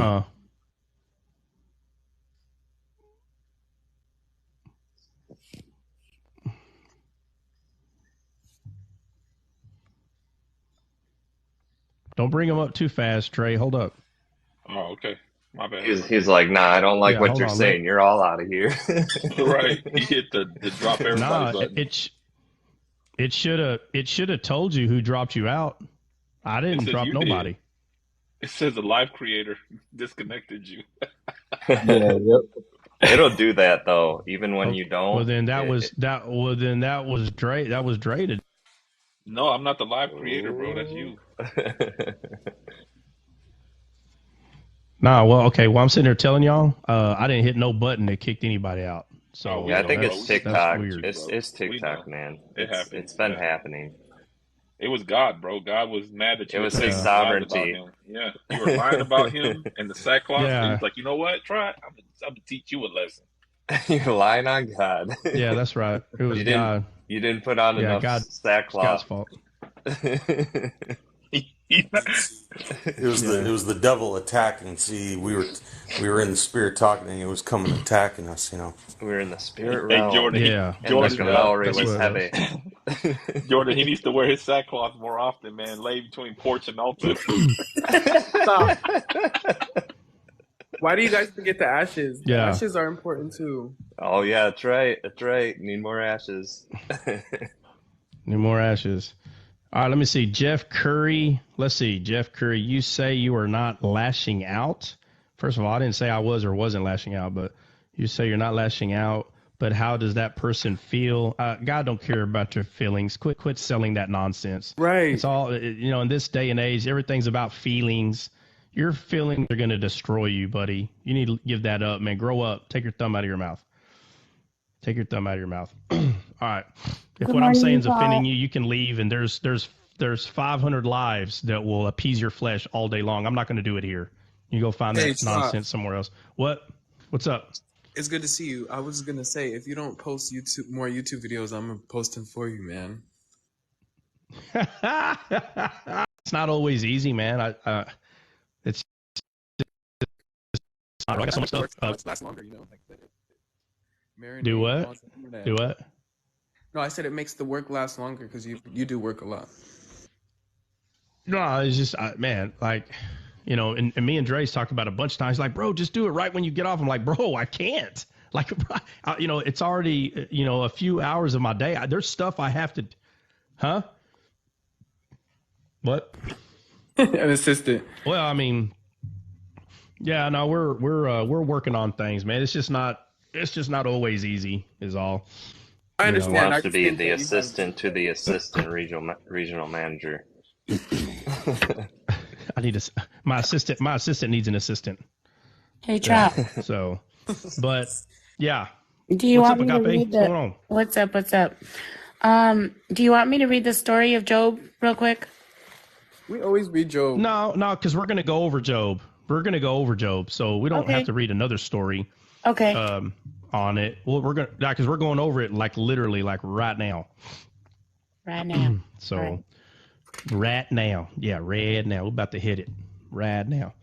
Yeah. So, with all that being said, right? We're just pointing out, just obviously there's just so much. There's so much in this book, man. So many stories, so many things. And when you're coming at it from the wrong perspective, when a person comes to the Bible with the wrong perspective, obviously you're going to get things wrong. I mean, it is what it is, right? But if you think you're alone, right, that becomes another problem where people think they're alone when they're reading the Bible. You're not alone. There's a lot of people that can help you understand the Bible.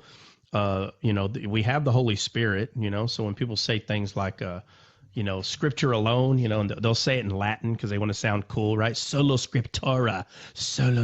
Like, bro, just say Bible alone. Just say Bible alone. Trying to sound like you're from the 1400s, bro. Stop the nonsense, bro. Like, okay, it's not the day of the Solo Vikings. You got to speak scriptura Latin. Calm down. is only Hey, solo Yeah, scriptura don't get with mad at me because I 45 speak Hey, Spanish, yeah, bro. you gotta. Don't get mad at me because I speak Spanish. Don't get mad because I know it's sola. Solo scriptura is Latin. That's Latin. Yeah, it's the But root anyway, word. It's the root of Spanish. When you go to the Spanish concordance, it'll take you to the Latin. Yeah, I'll take you to the Latin. Yeah, it's Latin, but it just means Bible alone, right? So you have these people that have they have strong concept, and they're like, oh, do you believe in Bible alone? Like, no. Oh, so you don't? Oh, so you believe in, they'll call it the church fathers. They'll say, oh, so you believe in the church of fathers? Like, no, I didn't say that either. Well, you have to because you say you don't believe. I said, no, brother, I believe in Bible and Holy Spirit. Do we even know who Do y'all have church fathers are? I don't think that there's like 3 that people really go off of. Like, do we know all of them? There's a lot. What?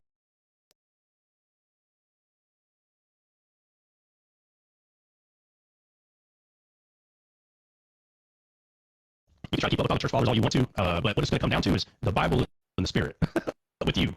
What about you? It's like Jesus said, who do people say that I am? Oh, well, these people, everybody's saying all this stuff. And it's like, and you ask a person, what do you say the Bible says? Well, I don't know. And they go look up what the church fathers say. Well, the church fathers say, brother, what do you say? What do you say the Bible says? Well, I say what the church father says. What? Are you not listening, bro, to what you're saying? Yeah, Like they think that they put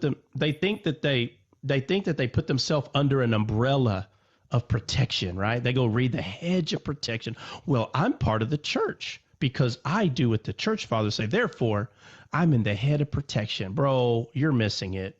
You're missing it. Jesus is the head of protection, bro. He is the hedge. It's him, hedge of protection. The keys. They say that Jesus passed the keys and made it like that. Well, the thing is, right? The thing is, you have to make it work. You can't just say that the church. You can't just say that the church fathers is where we go to for everything. You can't say that unless you try to make everything fit. So the keys were passed from this man. They do. Listen, let me tell you. This is why It's gymnastics for Islam. Well, yeah, but this is why Islam says what they say. If you pay real close attention to Islam, it's all about passing down the keys. They may not use those words, but they'll say, "Oh, well, this person, taught this person, Yeah, and Ishmael. this person taught." They say it right there. Ishmael is the one who has the keys because he's firstborn. Like, no, the keys come from the promise, right? Like, Yeah, but again, my point is, but if you pay attention to Islam, they do the same thing that what we call Catholics today. They do the same thing. So they think since the Catholics are talking about passing down from person to person, they're like, oh, well, we have that too. We go from person to person. And what I'm trying to say is should be very clear. That's what they think is called, what do they call it? Apostolic succession. Apostolic succession. Well, yeah, but no. Yeah. But what does Islam call it? Oh, the chain of narration. Right there, chain of narration. So Christians can call it whatever they want, but they're both doing the same thing. They're trying to preserve. That's what I was looking for a while ago. They're trying to preserve Scripture by proving that there's never been a break in the chain. That's how they're trying to do it. And Jesus's church is spiritual. It's not based on you passing it from one man to it. Ain't based on that. I have a question about then, like, this could be like a very like unique situation, but we know like Elijah and Elisha like had that type of relationship. Like, does that mean that someone can't just be on an island and just pop up with the spirit just like Nineveh? Like, I feel like that happens too. Not I just mean, from person to person, like Elijah to Elisha, but also like from Jonah to Nineveh, somebody who let me ask you this: how come Elisha received a double portion from Elijah? Why did that happen like that? because he asked for it. Well, we could say because he asked for it. How about because Jesus hadn't died yet? How about that? That's true. That's we have the more answer. than double now. Okay.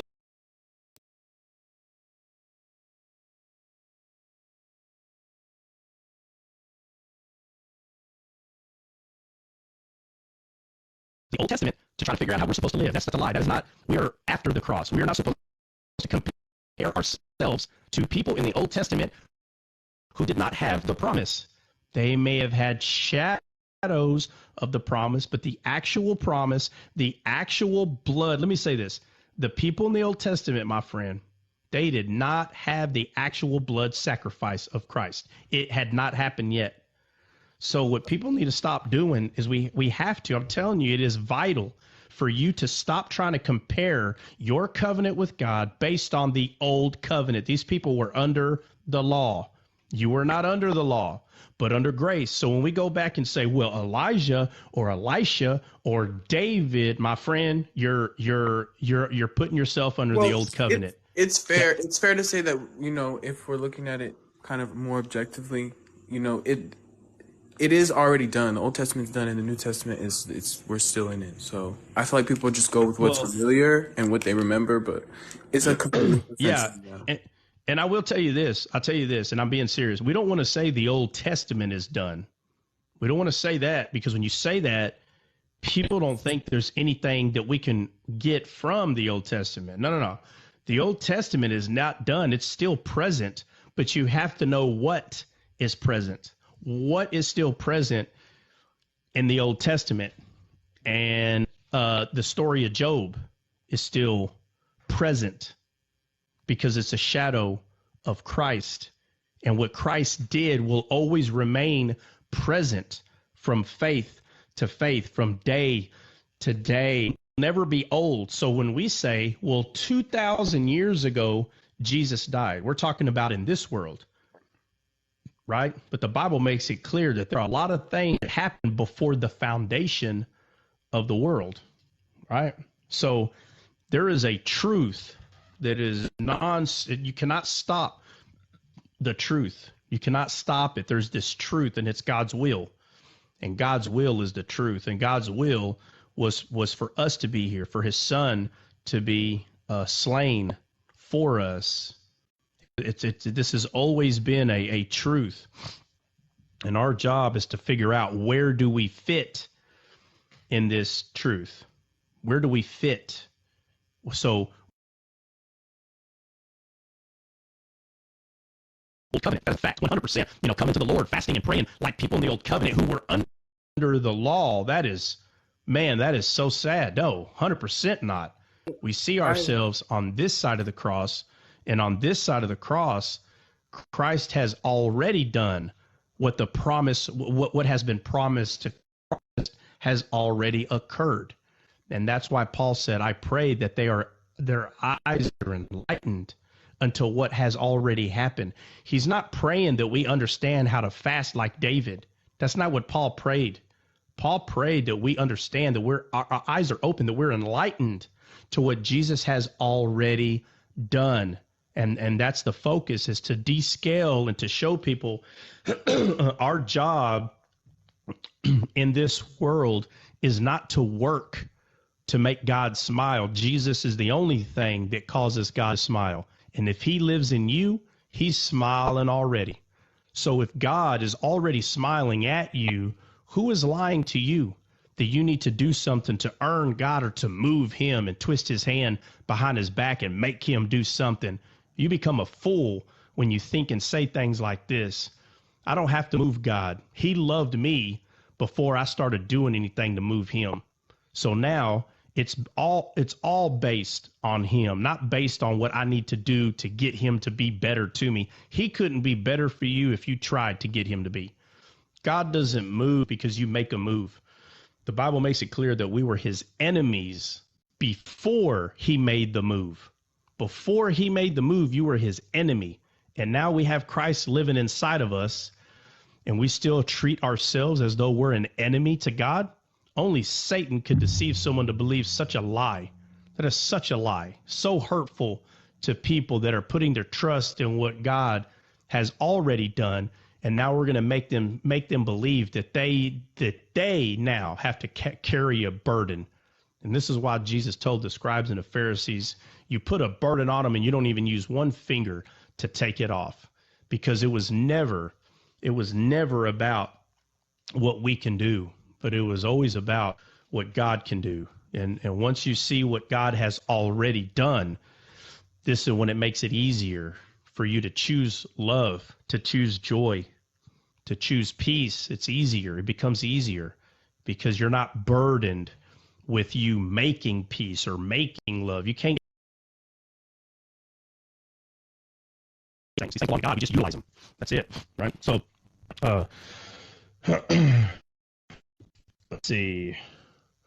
So yeah, so we're going to go ahead and hop into Job. I know it's already 9:30, but we're going to hop in there. And let's see. I guess we can somebody read Job 1? Does anybody will be able to read Job 1? We might as well read the whole I one. can if nobody else can. I definitely can, no problem. Yeah, I just don't got the KJV. Oh no, just yeah. Go sit down Blasphemy. with your baby What's Bible. this thing with it? No, it's not. It's Catholic Bible, bro. What's wrong with you? Go read your baby What Bible. is it? Hey, I what want to read it. Bill, I want to read it, but I'll let.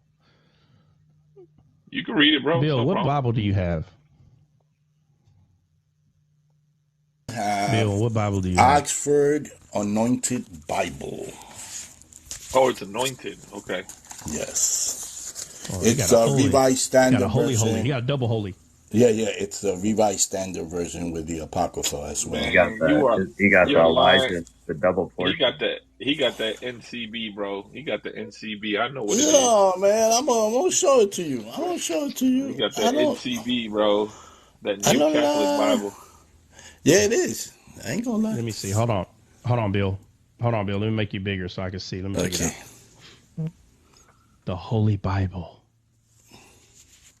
The Holy Bible. What does Oh, it say? See? What version? the I'm Holy trying Bible. to There see what must. it says. It's the Revised Standard Where's the? Version containing the Old and New Bro, why Testament. are you moving the camera all the way to the Oh, why you I'm keep sitting like sorry. that? My bad. My bad. Revised See? Standard Version. Oh, so it's Yeah. like they added and took it away from the Bible. It's accursed. See, he's Oh, Man, my illuminating that's from crazy. right. goodness. Because My the new God. goodness.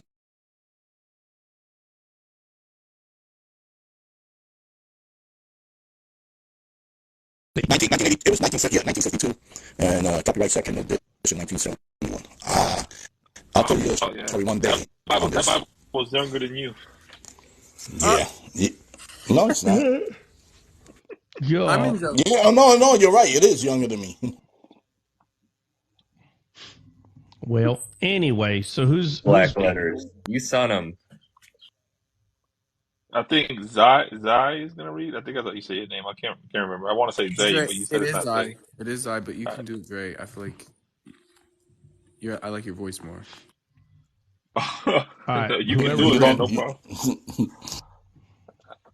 All right. So we're reading just chapter 1 right now. Try. Yeah. Let's just read chapter 1. All right. There was a man in the land of Uz whose name was Job, and that man was perfect and upright, and one that feared God and eschewed evil. And there were born unto him 7 sons and 3 daughters. His sustenance also was 7,000 sheep and 3,000 camels and 500 yoke of oxen and 500 she asses and a very great household, so that this man was the greatest of all the men of the east. and his sons All went right, now we're right there. feasted. Hold on a second. Just remember, just remember what I'm saying about Job. That Job Of is a the east. shadow of Christ. Okay, and Job's name, because remember, Job is a Hebrew word, and when rendered in English, it means hated and persecuted. That's what his name means. His name literally means, so like this book, like for instance, right here it says the book of Job. If it was in English, it would literally say the book of hated and persecuted. And I don't think people grasp that concept. That if they would have kept the so you got to understand this. So one starts off and it says there was a man in the land of Uz. Now I don't know exactly what that sounds like in Hebrew, okay? Because I don't have all the Hebrew memorized, okay? But if I was to read that right there, what I just read in English, it would not sound like that. It would be in Hebrew. So all the words are translated into English until we get to Job's name. Job's name is still the Hebrew word, Job. If they would have translated Job in English, so the first time we see his name, so it would sound like this. There was a man in the land of Uz whose name was hated and persecuted. I don't think people understand how important it is to understand the names in English, because we speak English. We don't speak Hebrew. It is so important to understand these names. It is not okay just to say his name in Hebrew and say, well, I'm going to say it in Hebrew so I can understand the story. You would understand the story a little bit more if you understood that names have meanings, strong meanings in the Old Testament, even in the New Testament. But since we're in the Old Testament, that's why I'm saying that. But in the Old Testament, names have a very strong meaning. There is a purpose. You need to understand this. Very strong purpose that Jesus, who is the author, okay? Obviously, it was a physical man who wrote this stuff down, but Jesus is the author. That's what you need to understand. And every name is very significant in the Bible. So it's not a coincidence that this person, listen, if you listen how they describe this person. Notice that everything is 5 and 7. He's got 500 yoke of oxen, 500. And notice that all the asses are she asses. All of them, all 500. And 5 is a number of grace in the Bible. And it just so happens that the female donkeys is the 5. He has 500 of them. You know, he's got 3,000 camels. Obviously, Job is loved by God. You have to pay attention. There's two things happening here. There's a man. Okay, There's a never mind. man named Job. What?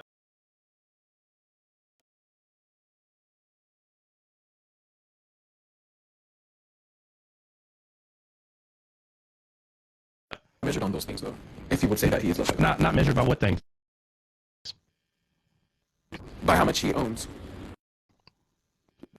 By how much he owns? Because he said that the reason why he was perfect and upright is because he eschewed evil, not because he had obtained.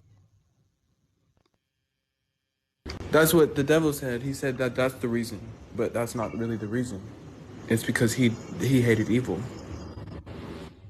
right?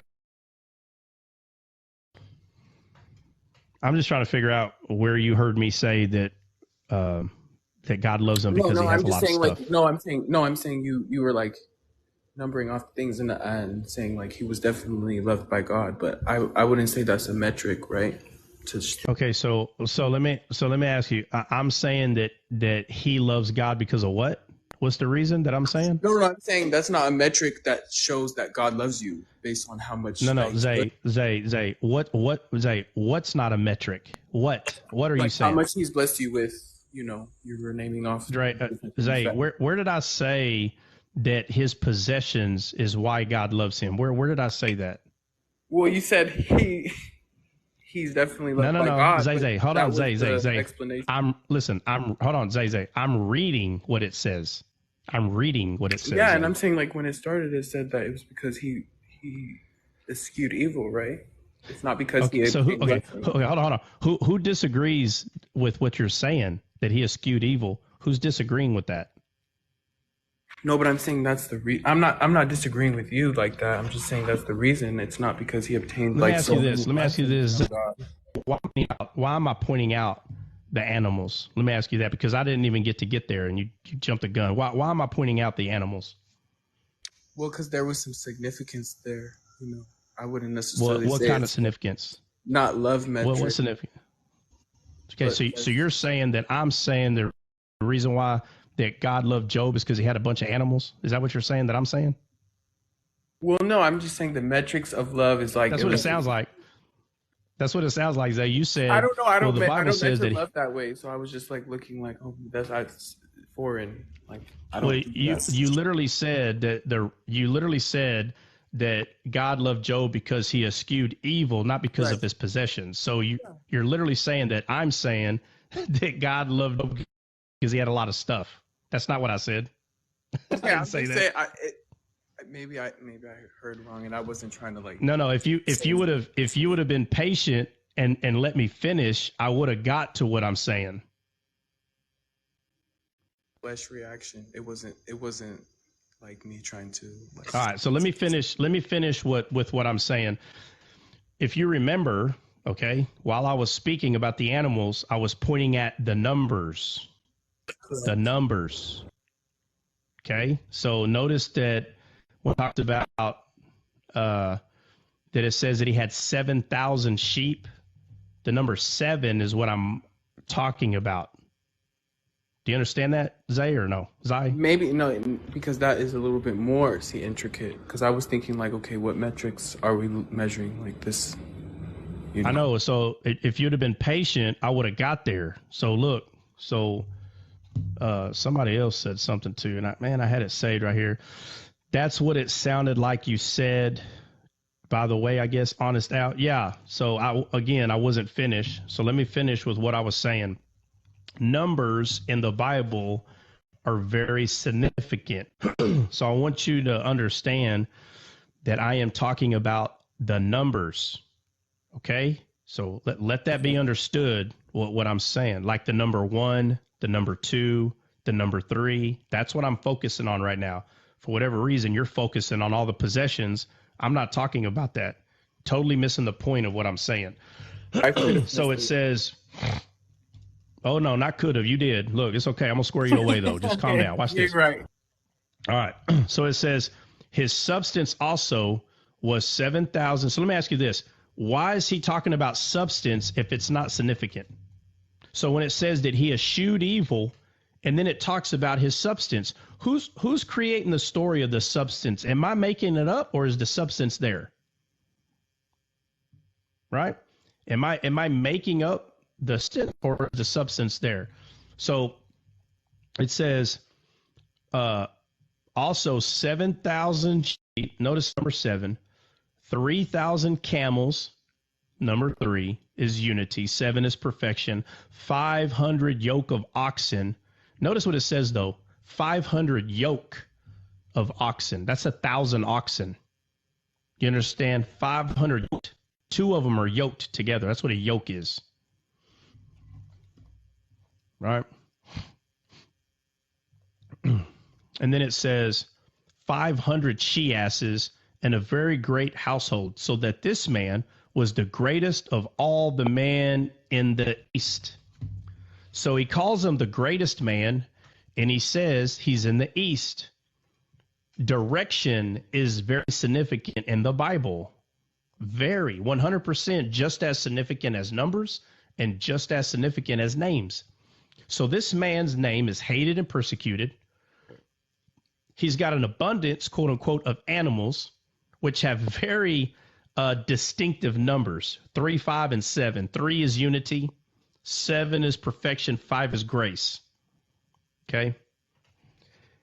And he's a man from the east. If you don't know, when God planted a garden in Eden, he planted a garden in the east of Eden. When Moses built the ark, God told him to put it in your tent and make sure you face the east when you speak with me. There is this constant thing that is pointing to the east.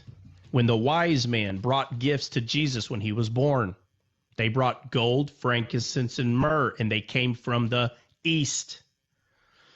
100% that Job was the greatest man from the east. And Job's name is hated and persecuted. See, when you're missing just these things alone, you're Oh, I'm not getting it. seeing. You're leading me there. I got it. Well, Zai, I'm not talking to you specifically, No, so my bad if no, I that's how know it's that. coming off. No, it's not. It's Yeah, not. so It's just really yeah, enlightening. so these things, we have to slow down and read your Bible. Just slow down, then you're not diligently seeking him. You're not. Well, if I can You're just be trying to. honest, I Yeah. read the book of Job, and what I was hyper focused on was his sorrow, and not necessarily what he actually did have and obtained from God. He did get a lot more than what you would know if you focused on just his sorrows and his. Yeah, well, I'll tell you what, the part of you that focus on his sorrows is your sorrow. So now your belly, your physical belly, not your spiritual one, but your physical belly is trying to get fed from this book in a physical way. All right. But there's a part of you that's yearning for something more out of each story.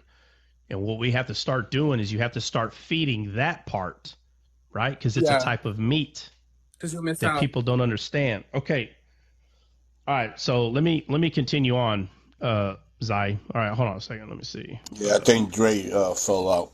I don't know if he left or he just. Yeah, I don't know. No, 3 people left literally all at the same time. I saw all 3 of those people like pop off. Like it's kind of weird. But anyway, so It's been acting up since last night. yeah, it's all good. We'll move on. Okay, Dre, are you going to come back up and read or what?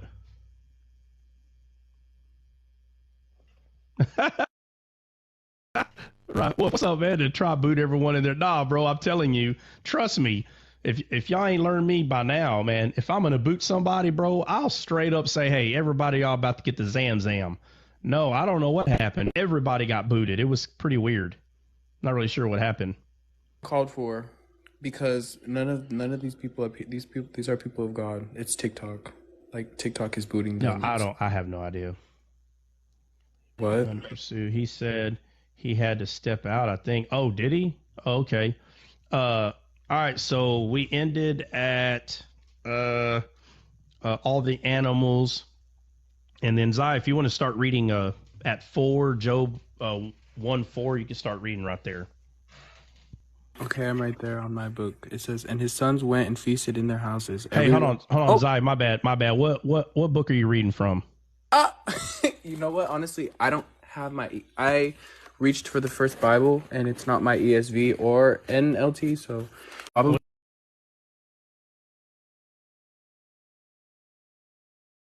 Just look at it. Don't tell you what it is. It says Gideon's International. This is probably the oldest one that I do have, though. I'll get the King James up now. All right, we're gonna read the Bible. Stop, we're gonna read the Bible on here. It actually is a good one, but We're gonna read the Bible on here. I don't know how you don't have your King James version at hand. I can't read it on my my phone, and they won't let my mic work. So I just get the book out, and that was the first one I reached for. It actually does have everything in it. So yeah, Honest Al said, "Are there certain translations?" So it's really. Hold on a second. Hold on a second, Zai. Are there certain translations you reject? No, I don't reject any of them. We just read from the King James. What we try to do is we just try to stay consistent and just read from the same book every time that we read. So there's no, I don't reject any, but I've read all of them. So to answer your question, no, that's rejecting one. There's nothing, I don't see the point of it, because as long as you're going to the Greek and Hebrew to understand what's being said, then it doesn't matter. Now, if people are not going to Greek and Hebrew, you're actually doing yourself a disservice. At that point, it don't matter what translation you read. I'm telling you, it is very profitable to go Well, you guys are right understand with me. You guys can read the. behind and see if the translation I'm reading is actually accurate, and then you can Yeah, say, no, no, I got it's the not King right. James now. Uh, I got the King James. No, I mean we could do that. Hold on, Bill. Hold on, Bill. We could do that, Zai, but we don't do that. So what we're gonna no, that's do fair. is we're gonna read the King James version just to keep things simple, like we always been doing. All right, Bill. Yeah. We're Okay, starting at then. Job 1:4. Yeah. And his sons went and feasted in their houses, everyone his day, and sent and called for their 3 sisters to eat and to drink with them. And it was so when the days of their feasting were gone about that Job sent and sanctified them, and rose up early in the morning and offered burnt offerings according to the number of them all. For Job said, it may be that my sons have sinned and cursed God in their hearts. Thus did Job continually. Now there was a All right, day when, hold on, Bill. okay, Hold on, Bill. All right, so look, this is actually pretty simple. Job 1:4-5. Now, while we're going through this, you obviously need to picture Job as a real man because Job was a real man. But you also have to see this as a shadow of Christ. If you're not looking at this story as a shadow of Christ, you're going to miss like tremendous, like, I mean, just so it's remarkable, like how awesome the author, obviously being Jesus, is.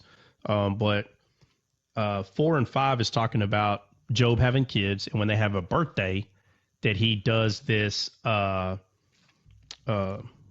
see, the day of their feasting, that he would say, let's see, it may be that my sons have sinned and cursed God in their hearts. Thus he did this continually. What he did was, where's it at? Where it says right here, their feasting were gone about. Job sent a sacrifice. So he made he sanctified them. I'm sorry, but it's just not a sanctified. coincidence.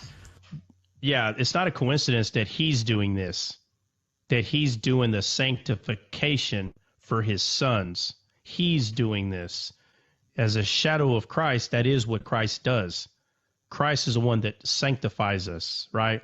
Now, in the man story of Job, what he's trying to do is he's trying to sanctify his kids himself. And in this world, you cannot sanctify somebody else. If somebody's going to be right with God, they have to be right with God. You know, no Well, God has mother and to father is going to be able to do stand it. up and, yeah, exactly. But no man or woman is going to stand before God and say, I have made sacrifices for them every day since they were born, and every time they had a birthday, I made a sacrifice. God's not going. That's not how this works. Every man, woman is going to speak for themselves. So what you see Job doing here is he's trying to like make his kids right. And I'm talking about the physical part of this story. He's trying to make his kids right with God by conducting these works for his kids.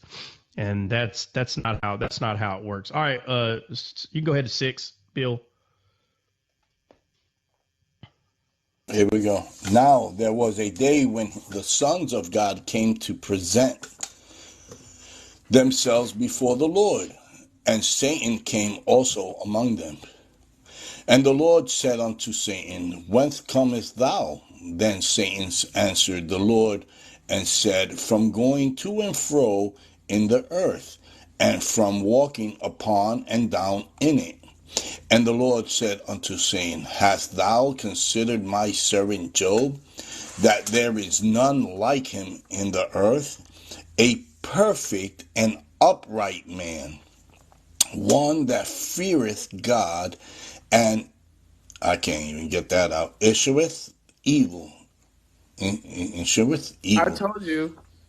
Then, yeah. Then Satan answered the Lord and said, Doth Job fear God for naughting? Has not thou made an hedge about him and about his house and about all that he has on every side? Thou hast blessed the work of his hands, and his substance is increased in the land. But put forth thy hand now, and touch all that he has, and he will curse thee to thy face. And the Lord said unto Satan, Behold, all that he has is in thy power, only upon himself put not forth thy hand. So Satan went forth from the presence of the Lord. And there was a day when his sons and his daughters were eating and drinking wine in their eldest brother's house. And there came a messenger unto Job, and said, The oxen were plowing, and the asses feeding beside them. And the Sabines fell upon them, and took them away. Ye that have slain the servants, they have slain the servants with the edge of the sword, and only am and I only am escaped along to tell thee. While he was yet speaking, there came also another and said, The fire of God has fallen from heaven, and has burnt up the sheep and the servants, and consumed them. And I only am escaped along to thee, to tell thee. While he was yet speaking, there came also another, and said, The Chaldeans made out 3 bands, and fell upon the camels, and have carried them away, and slain the servants with the edge of their swords. And only I escaped, I can't get this. And I only am escaped along to tell thee. While he was yet speaking, there came also another, and said, Thy sons and thy daughters were eating and drinking wine in their eldest brother's house. And behold, there came a great wind from the wilderness, and smote the 4 corners of the house, and it fell upon the young men, and they are unalive, and I only am escaped alone to tell thee. Then Job arose and rent his mantle, and shaved his head, and fell down upon the ground, and worshipped, and said, naked, Wow. and said, you want me to stop? Okay. No, keep And, going, keep going. oh, there you go. Thank God. And said, naked came I out of my mother's womb, and naked shall I return thither. The Lord gave, and the Lord has taken away. And that's the topic we were talking about earlier. Blessed be the name of the Lord. In all of Job's, and all this, Job sinned not, nor charged God foolishly. That's a good stopping point. All right. I love that. It is. It is. But before we completely stop, I'm going to go over a couple of things. So, what we see here is everything is taken away from Job. So, everything is taken away from a man whose name means hated and persecuted. Everything is taken away. And then it says, after, and I'm gonna point this out. Like I try not to get in too much depth, but I think I will this time around. But like when you look where let's just go over a couple of these real quick. And it says, okay, so it's 13, Job 1:13. It says, and there was a day when his sons and his daughters were eating and drinking in the eldest brother's house. And there came a messenger unto Job and said, the oxen were plowing, the asses were feeding beside them, and the Sabines fell upon them and took away. Yea, they have slain the servants with the edge of the sword, and I only am escaped alone to tell thee. So it says, while yet there came also another, and it says, and the fire of God is fallen from heaven. So Satan is the one that's supposed to be hurting Job, right? Ain't that what we saw? Yeah. Yes, sir. Hello. Okay. What does it mean the fire of God has fallen from heaven? Is that the fire of God or not? Yes. Okay. So it says, the fire of God has fallen from heaven and hath burned up the sheep and the servants and consumed them.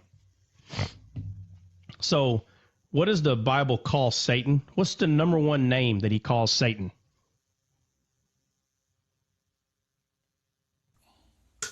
Anybody? Number one name. Destruction, fire, morning star. No. Okay. That's not it. I'm sorry. Okay. Can Yeah, you he's ask a the liar. question again, Trot? I'm sorry. Can you ask the question again? I got a phone call. The number one name Enemy. that Satan is called. The Adversary. number one. Adversary. Right. Which means what? Accuser. Yes, Accuser. enemy. Satan. Yeah. Accuser. So he's an accuser to who? Who does he accuse us God. to? Okay, so why is anyone confused that God sent fire to destroy this stuff? Because of the accusation. People get confused. But Satan is the accuser. Satan is accusing Job to God. Do you understand? Well, then how? Yeah. Satan is not going down there. Right, but Satan is not throwing fire from heaven. It says, what does it say? It says the fire of God. It doesn't say the fire of Satan. That's why Satan tells him to remove your hand from him, the hedge of protection, and see that he'll curse you. Yeah, but again, But what is Satan doing? He's accusing him. Don't you understand? That's why he's called the accuser. Having fake love for God, he's saying his love is superficial for God. That's the accusation. Well, I don't want to get into what he's accusing him of. Okay, I don't want to get into that, but we can get into that later. But I just want to make sure we're all understanding that the fire didn't Satan. Satan didn't do that. God did it. Are we in agreement on that or not? Yes, we are in agreement. Just want to make sure. Okay, so we're in agreement that Satan accused Job, and this stuff is coming from God so far. So far, right? All right. Or what does that mean? So this interaction, God agrees with the accusation. I'm asking you, Zai. Do you agree that the fire came from God, or did it come from Satan?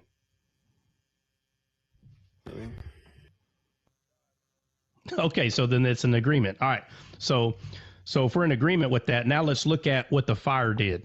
So it says, the fire of God is fallen from heaven and hath burnt up the sheep and the servants. So the fire burnt up the sheep Christ and the servants. What in the Bible? What in the Bible is burnt a lot? Sacrifice.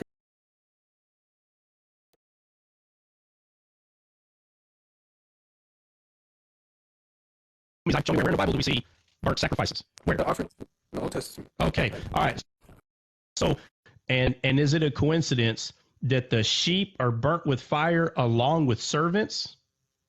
Stop making me. You're making me feel like I was so wrong earlier. I'm sorry. You're right. No, I'm not. Tell your feelings. Tell your feelings that they don't belong here. We don't care for feelings. All right. We're just talking about facts. If the fire of God is it a coincidence? Because I'm not just asking you, but I am asking you, right? But is it a coincidence that the servants burnt up too? I hope I don't have to point out what the servant is. Yeah, I missed all of that. Who's the servant? Jesus. Who's the servant? This is the servant. Jesus. He is also the sacrificial lamb. Yep. He is the servant. He came to serve. Notice, Jesus came to serve. He didn't come to be served. So we're just going to say it's a coincidence that the fire of God burnt the sheep out of all the animals right now. It's the sheep and the servants, which is Christ. So that's a coincidence too. So everything in the Bible is just a coincidence. All right. So it says, and the servant and consumed them, and I escaped to tell you. It says, And while he was speaking, there came also another and said, the Chaldeans made out 3 bands and fell upon the camels. What does a camel represent in the Bible? Wisdom. Anybody? Wisdom. Yeah. No, the biggest thing that it represents. I don't know. Burden? Burden, the burden carrier. The Oh, that animal was that a guess. carries your burden. That's what it. That was good. All right. And who carries our burden? Who carries Jesus Christ? Okay. So now they fell upon the camels and carried them away. Yea, and slain the servants with the edge of the sword.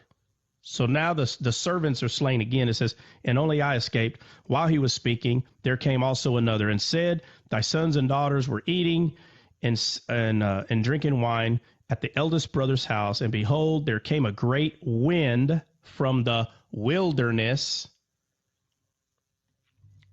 I know it seems insignificant, but I'm trying to tell you, if you are not paying attention that Jesus is the author of this book, you're going to miss it. What does the Bible say that comes from the wilderness? Constantly tells us that there's something that comes from the wilderness. Does anybody know?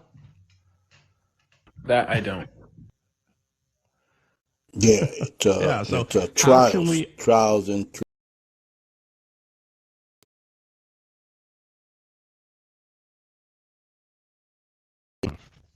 yeah, because Jesus was taken to the wilderness to be tempted. Yeah, but I'm not talking about that. There's so many times the Bible says, and this came from the wilderness, and something like this. It's a bunch of things that are being named, but it all focus on.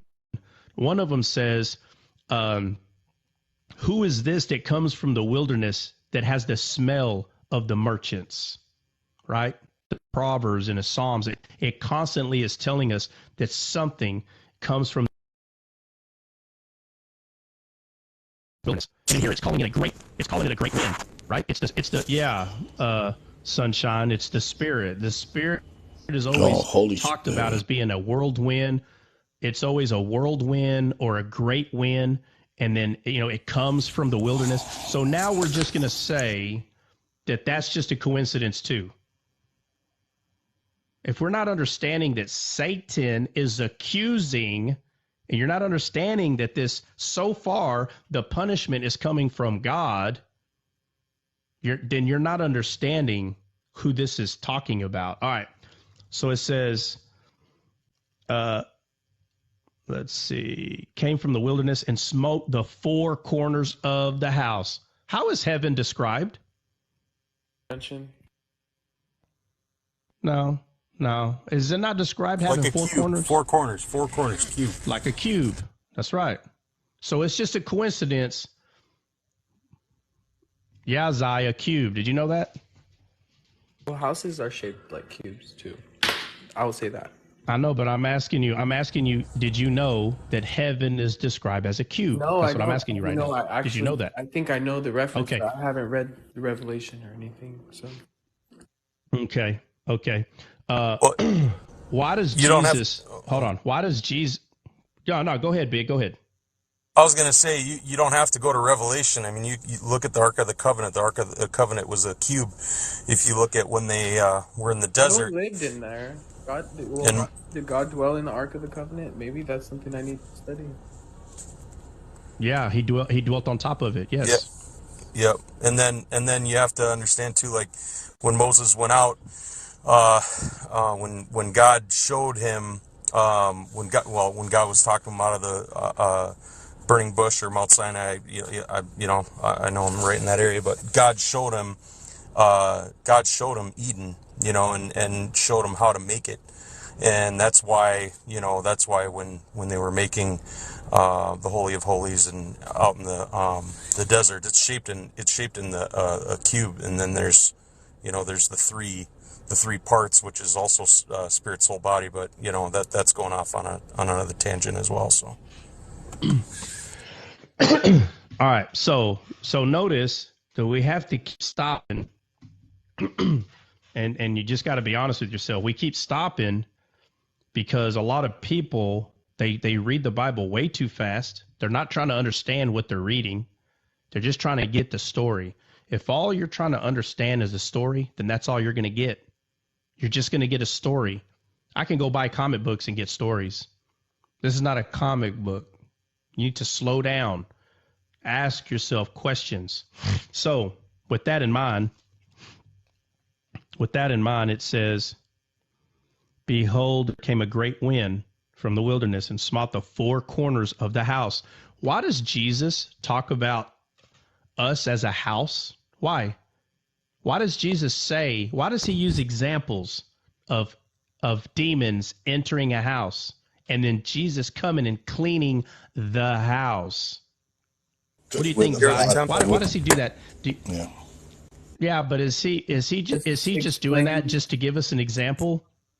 To explain like maybe like carnal things to us, so we understand what the flesh is. So you don't think that he was trying to show you something? You just think he was using an example only? I think it was. It's your heart. It's the heart. Well, the house. Yeah. If you say it's the heart, then how are demons entering the heart? If that's where God will dwell, like there's no way that demons are in the heart. They're in the body. There's no way. Right? So why? So how? Yeah, bro. So let me ask you this: why is Jesus talking about devils dwelling there? Answer that one, Zai. Body, if you're right? disagreeing with Jesus, like no, I'm saying I know, but listen, Jesus is, but Jesus is the one saying this. So do we need to go back and look at what Jesus is saying about these houses? Is that what you're saying? Is that what we got to do? No, that's just an interesting way to put it. I haven't heard that. All right, so it says, and Zai, I tell you all the time, Bubba, we're all in this together. So if you think you're standing there alone, you're looking at this. I'm not that angry about anything. I'm just trying to listen. No. I do have. I'm not. I don't think you're angry at all. I just want to make sure you understand that we're all in this together, and you're not sitting there alone. And I'm badgering you. I'm saying we need to go back and look. It's intricate. Okay. Yeah. Okay. Yeah. Very interesting.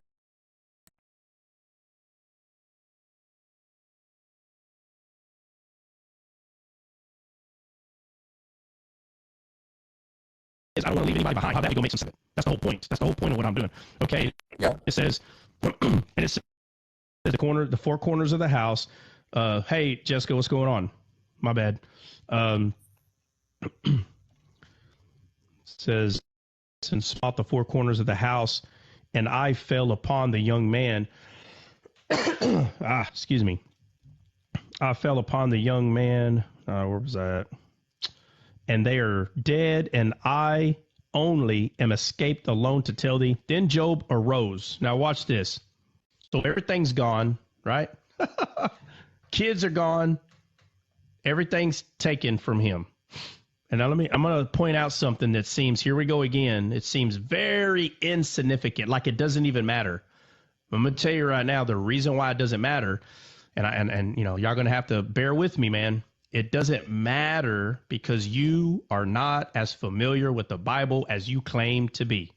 That's why what I'm about to read seems like it doesn't even matter. I'm telling you right now, it is huge. I don't know if you were listening whenever we were talking about the secret captain. We'll go over that again, not today, but it's so huge.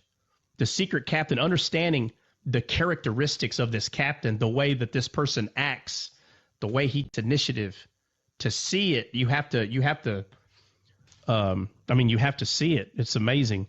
But Job 1:20 says, then Job arose. And if you don't understand what kind of arise this is not Job just sitting down and he stands up and he's like, no. There's a lot more happening here than what meets the eye. This kind of arise, my friend, is taking initiative because it's about to go down. There is about to be this battle at play, okay? And it says, now notice, this guy's name's not Job. Don't let the Hebrew fool you. His name is hated and persecuted. And so far, this man is hated and persecuted. And if you can't see that, I'm not sure what you think you're reading, But this man, so far as we can see, he has.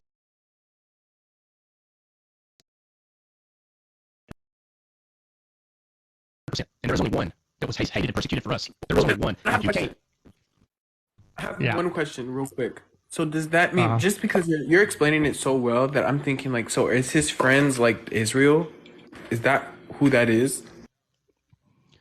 Well, I'll tell you what, when we get there, if you keep coming, when we get there, we'll go over what they're representing. How about that? How about that right there? So we're about to finish this one. We're about to finish this one out. We got one more verse. We'll be done. All right. What? Hated, right? Or no, hated. Yes, hated. Hated. Hated. Yeah. So Job's name means hated and persecuted. That's what his name means. Hate. All right. And it says, and he arose. Now, look, watch what he does when he arises. Pay real close attention. He arises and he rents his mantle. I want you to picture Jesus coming out of heaven. Right? What did Jesus have to do? Was not Jesus had a hedge of protection around him? Absolutely, he did. Absolutely. But he arises. He rents his mantle. He rents his mantle. Remember, we wear his covering. And Jesus took our covering and he wore it. You need to understand this. Very important.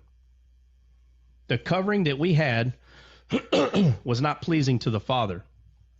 So we had to put on Jesus's covering, his mantle. We had to put his covering on. That's why Jacob and Esau was red all over. He was ruddy. Adam's called ruddy. David is called ruddy. Jesus is called ruddy. Esau was ruddy. That's why Jacob put on the covering, the covering of the firstborn. That's how he received the blessing. That's how he received the inheritance, is because he was wearing the firstborn's covering. We are Jacob, blessed by the firstborn. Okay? So Job arises, rents his mantle, and shaves his head.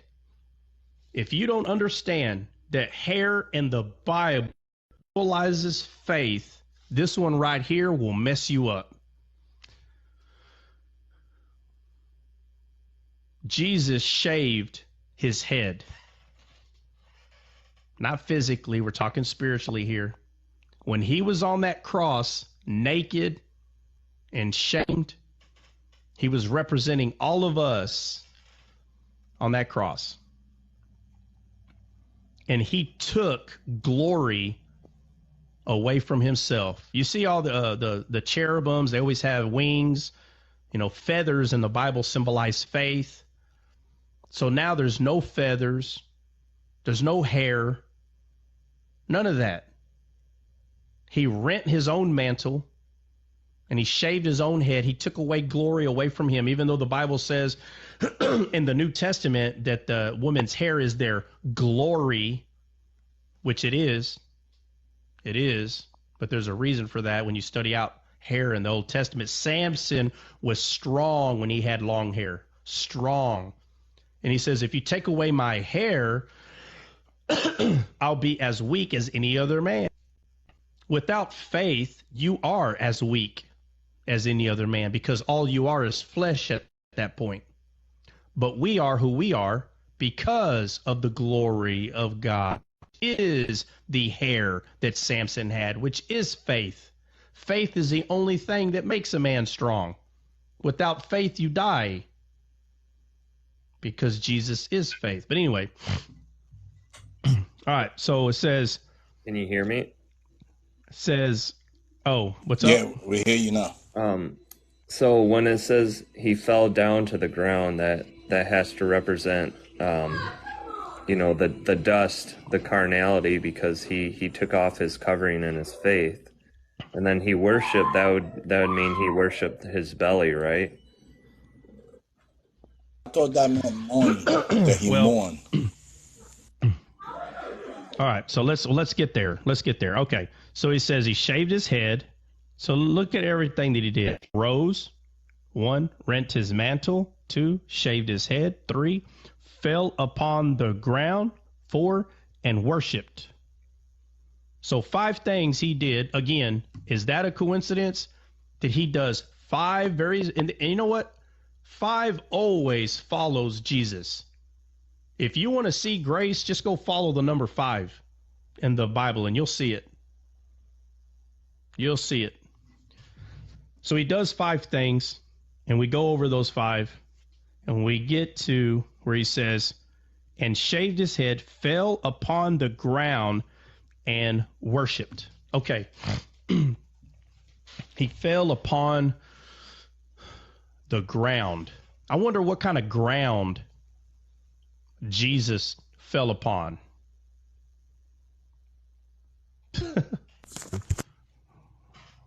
Well, dang, No. that kind of means No. Jesus doesn't. if Adam and Eve were made out of desolate ground, I don't think They weren't. They were made out of perfect.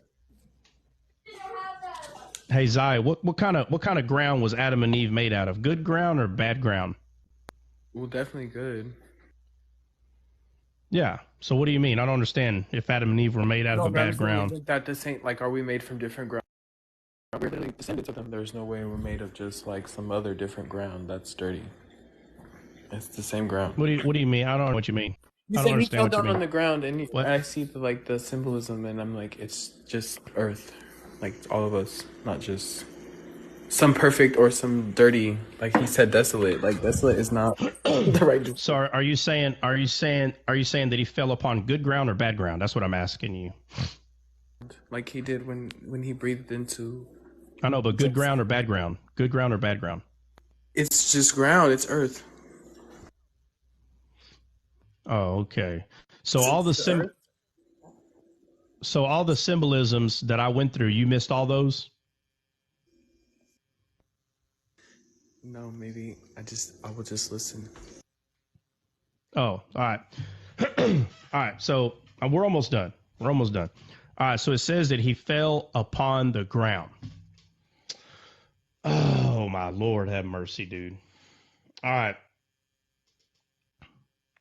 When Jesus tells the parable of the sower, he says a sower goes out to sow seed. And he said, some fell upon the wayside. Some fell. I got to keep going. Do I literally have to keep going? No, Let me ask you this: Rocky. Is Jesus the Once. seed? Is Jesus the seed? Is he a seed? Yeah. Anybody? Okay. Yes. So Jesus is a seed. And the sower went out to.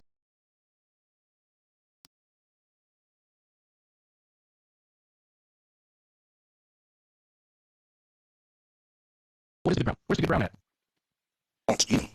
See, that is my fault because I interpreted as literally like what we're made out of. So that's me.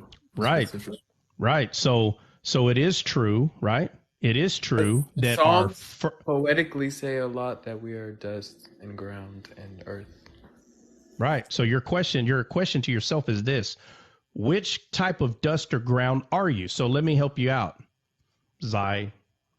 The first born part of you, which is the part that you look in the mirror and you touch your hands, right? That part was from this fallen world. But are you not born again? Are you born again, Zai? Yeah, I won't say which so grade I'm in, but yes, I'm definitely born again. so you're born again. What created you the second time around? Spirit. Right, the spirit. Is spirit a soil or a ground? No. No? Well, I'll help you with that one. Yeah, because I see there we're going back. I really am in Psalms a lot, so it's like wind. Spirit is like wind. Okay, so Adam was created from a dust.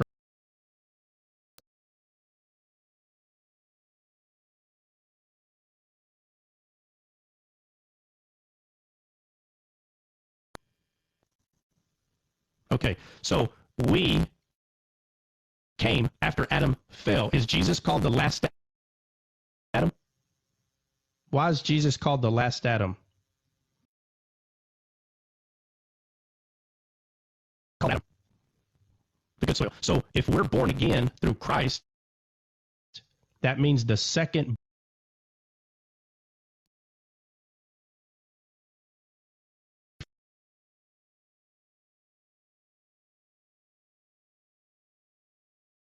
Kind of sound ground. like a lot. That's a lot there. Like, Oh no, don't worry. Nobody's got to be excited for me, Bubba. I promise. Whether you're excited or not, that's on you. no, I'm excited about it. I'm getting it. I don't want You're fine. I'm excited all the time. Trust me. So all right. So it says he fell. He says he. Oh. So it says that he fell upon the ground and worshipped.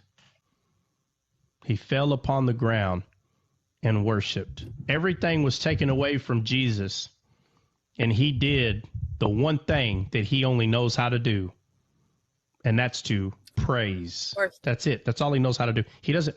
What? Sorry, I didn't know What? my mic. Sorry. My mic was on. Oh, you're good. Oh, you're good. So now, remember, there's two things happening here. There's a real Job whose life is sucking pretty bad right now. Okay, so let's act like that it's not hard. It's hard. Okay, but if you cannot see the shadow of Christ in this story, whoever you are, you have never read the Bible. You need to start reading the Word of God. The black letters on the white pages help us. They're needed 100%. Without them, we won't be able to see the Word, the Rhema, right?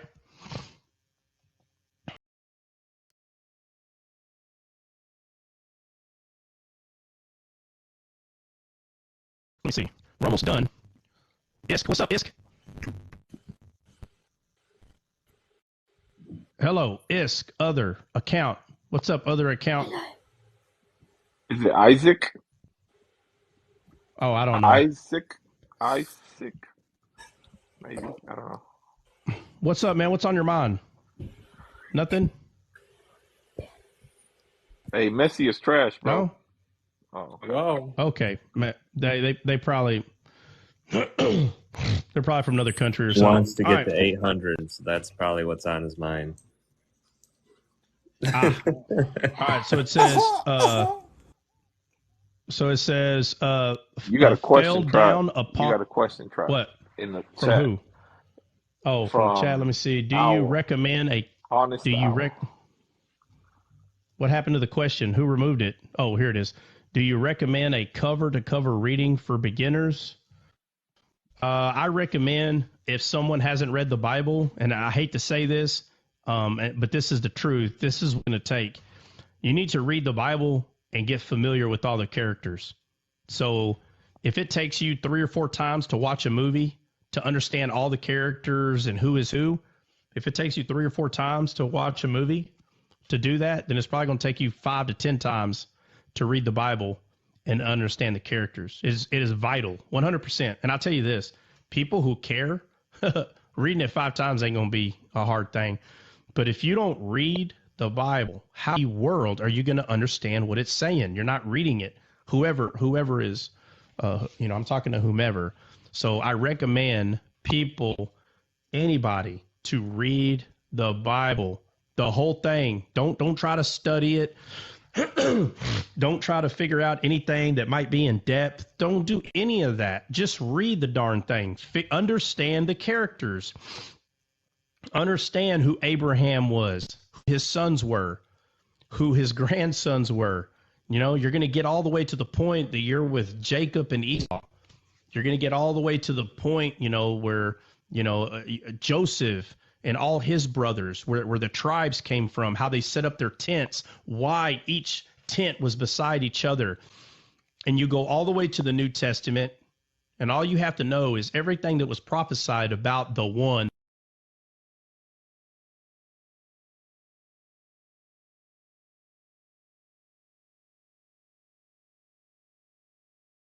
you forgot about 50-60% of the old. So you know what you got to do again? You got to go to the Old Testament and read it again, all the way through the New Testament.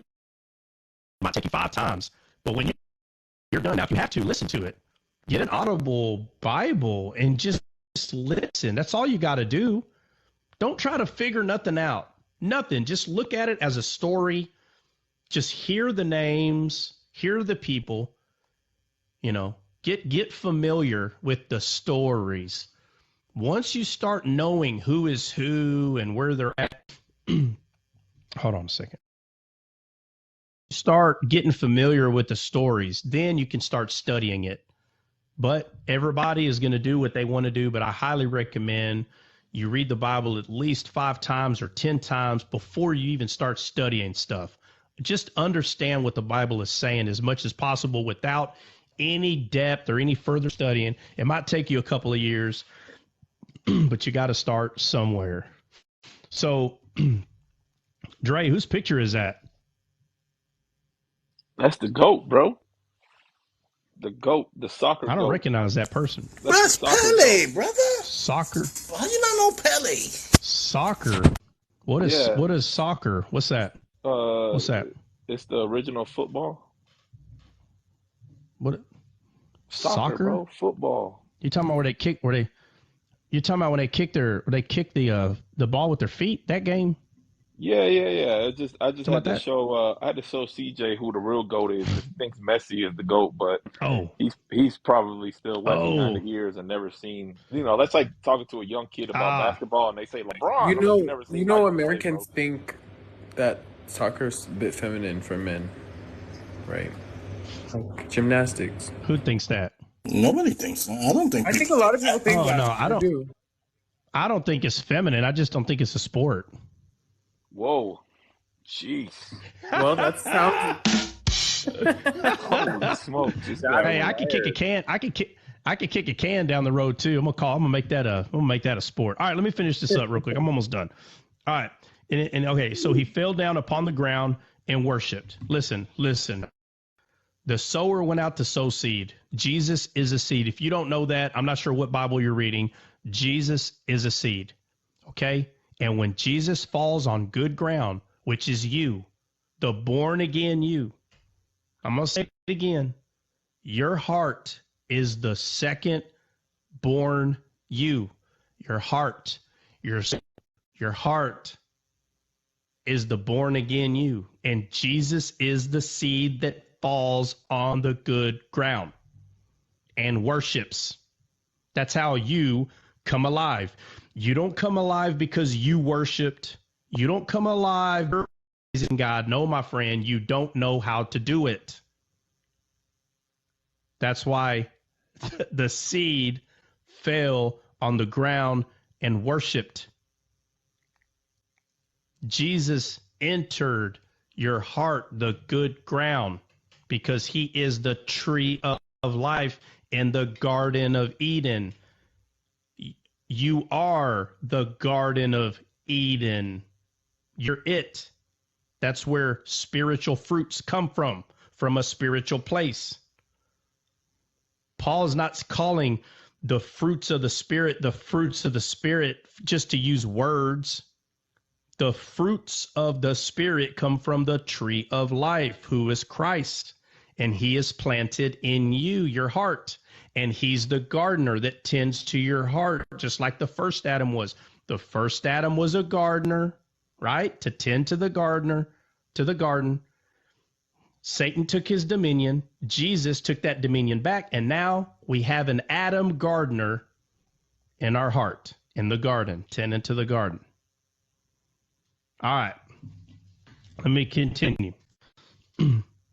So he fell down upon the ground and worshipped. Now, in real life, Job obviously has fallen to the ground and worshiping. Okay. And Job said, naked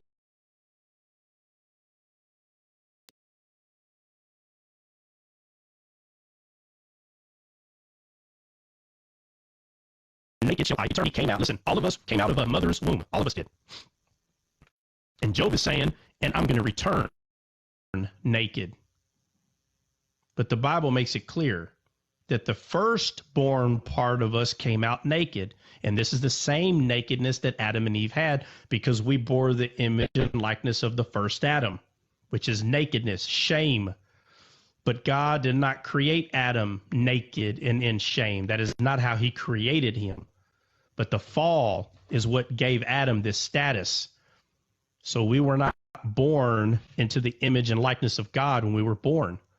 We had the image and likeness of fallen Adam.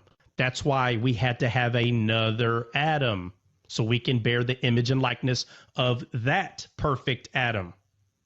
Not before. Your firstborn part of you was in a fallen state, just like the first Adam. But we've been born again. And that part of us is clothed in Okay, so remnants is of that why Christ. Adam wasn't born again? Because he was already perfect, and so there would have to be like a time suspension between like when we were born Well, again. and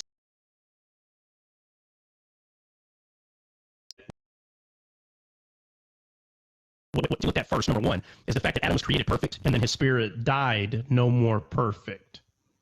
So let me ask you this. When Adam and Eve fell, right, when they ate from the tree of the knowledge of good and evil, were they still perfect? No, but didn't God wrap them? No, I know, but the fact that you know that but God wrapped them, right? So God showed them grace, yes? Correct.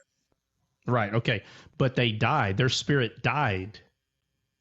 So when they became fruitful and multiplied, everyone that was born had a dead spirit, just like Adam. All right. So is that why So they look forward to our day? Because they didn't have what we have in that way. Yeah, pretty much. Yeah, all right, I'm almost done. All right, so he said, naked came I out of my mother's womb, and naked shall I return there. The Lord gave, this is what Job said, the Lord gave, and the Lord has taken away. Blessed be the name of the Lord. And in all this, Job sinned not, nor charged God foolishly. But I want to focus real quick on what Job said. He said, naked I came, naked I return. And then he said, the Lord the Lord gave, and the Lord hath taken away. So,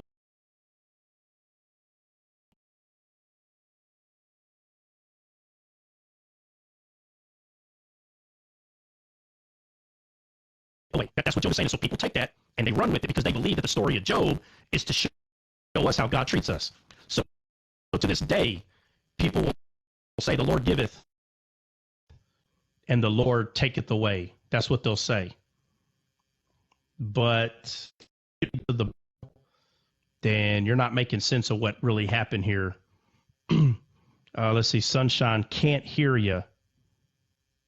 Y'all can't hear me? Can y'all hear me? Perfectly, bro. We can hear you. Oh, okay. I hear you. Connection. It says connection is bad. Man, it ain't bad on my end. I got all my good. bars are up. Nah, you're good. It's just little, Yeah. I don't have ears here to and there, hear. but it's No, nothing, I'm nothing kidding. out of this world.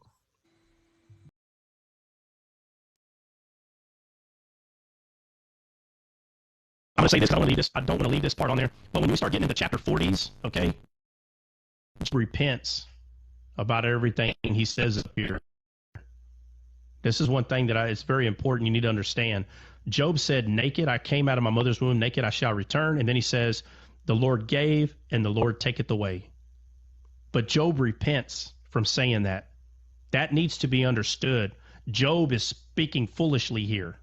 So when people say, well, that's what Job said, and that's who we are, we're like Job. No, you don't understand what you're reading. That is a lie. That's not what Job is saying. Job is speaking foolishly. That's why God says, who is this that speaks fool? Even tells them a little later, you don't know what you're talking about. So Job don't know what he's talking about right here because he repents again. He repents later from all the stuff that he said. So it's very important. So we'll start on 2 tomorrow. Anybody in the panel, y'all got something to say? Say it now or forever hold your peace. No, I'm good. Oh. Yeah, we understand. Everybody good? In the last chapter, it says Job repented of everything he said, right? So I'm just a little kind of confused on verse 22 because it said, in all this Job sinned not, nor charged God foolishly. Yeah, he didn't sin. How did he sin, though? Well, God He said, didn't well, sin. doesn't it say that was actually at the end of the? I have to reread it, but I did hear that there was a part where it was actually he did the right thing, and that God he did not curse God at all. No, we're not saying he cursed God. It says right. It says here. Christians have said like on this specific platform, this one, like they said, oh well, No. God said Job He was never. He wrong for never. saying that, and I'm like, no, he didn't. He said he didn't curse him when he said that. No, we're not talking about cursing. So Job doesn't curse. Job doesn't sin or curse God. He just speaks foolishly. There's a difference. You have to understand. Okay, we're talking about Job here. Job was a real man. So if we get into the shadow, there's something else happened here. But in the story of Job, Job is not sinning by saying that God gave and God taketh away. He's not sinning by saying that. Okay? Exactly. He just don't understand. When we get to chapter 40 or 41, 42, when we get in the 40s, you're going to see him say, I heard of you by the hearing of the ear. And I'm going to say that now. Loud background. Oh, okay. Okay, that's fine. I don't hear none of that. I don't know what people are talking about. No. I think he's saying where he's at. That's why he can't open his mic. But anyway, so what we're going to see is Job say, I heard of you by the hearing of the ear. And when you study that in Hebrew, Job literally is saying, I heard of you by rumors. And then he says, but now my eye seeth thee. See, Job had a problem understanding fully God because spiritually he wasn't discerning God. All right. But you'll see it as time goes that he repents from everything that he said. And he finally says, but now my eye seeth thee. So if he's saying, I see you now, that means he's not seeing God here in verse 1. He's only hearing God, or he only understood God by rumors. He makes it very clear in chapter 40, 41 or 40. Do what? No, that's true. He's saying like, I see clearly now, but I didn't see clearly. Yeah, then. right. So watch this. If he sees clearly in 42, is he seeing clearly right now? No, he's seeing carnal, right? Right. Exactly. 100%. Okay. So that's chapter 1. We'll do chapter tomorrow. If nobody else has anything to say, guys, we're going to hop off. God bless. See you in the morning. Wait, funny. God bless. See you in the morning. Explain this to me, Truck. How can you be? This is a sports question. How can you be the GOAT? Yeah. How can you be the greatest of all time for a time period when Michael Jordan has never died? Like, how could you surpass? Like, Kobe Bryant has never surpassed Michael Jordan. He can't be the GOAT for a time period where he never passed Michael Jordan. How's that possible? What is CJ talking about? You got to disciple your boy. I think what CJ means is that when Kobe was playing, Michael Jordan wasn't playing. It doesn't matter. He still couldn't have been the GOAT, bro. I know what.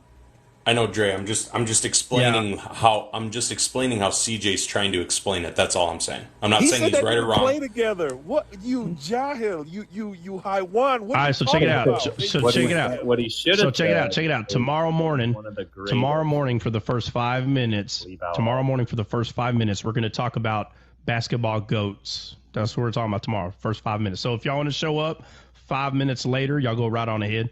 But for the first 5 minutes, so CJ. We need you to go study up, and we're going to have a top discussion about it tomorrow. Clearly. But with that being said... Start in 1986. What? Clearly, with that being said... With that being said... CJ. Go study. We'll talk later, CJ. You're out of line. Right. CJ's out of line. Said, bye. Guys, we're done. Bye. We'll see y'all in the morning. God bless.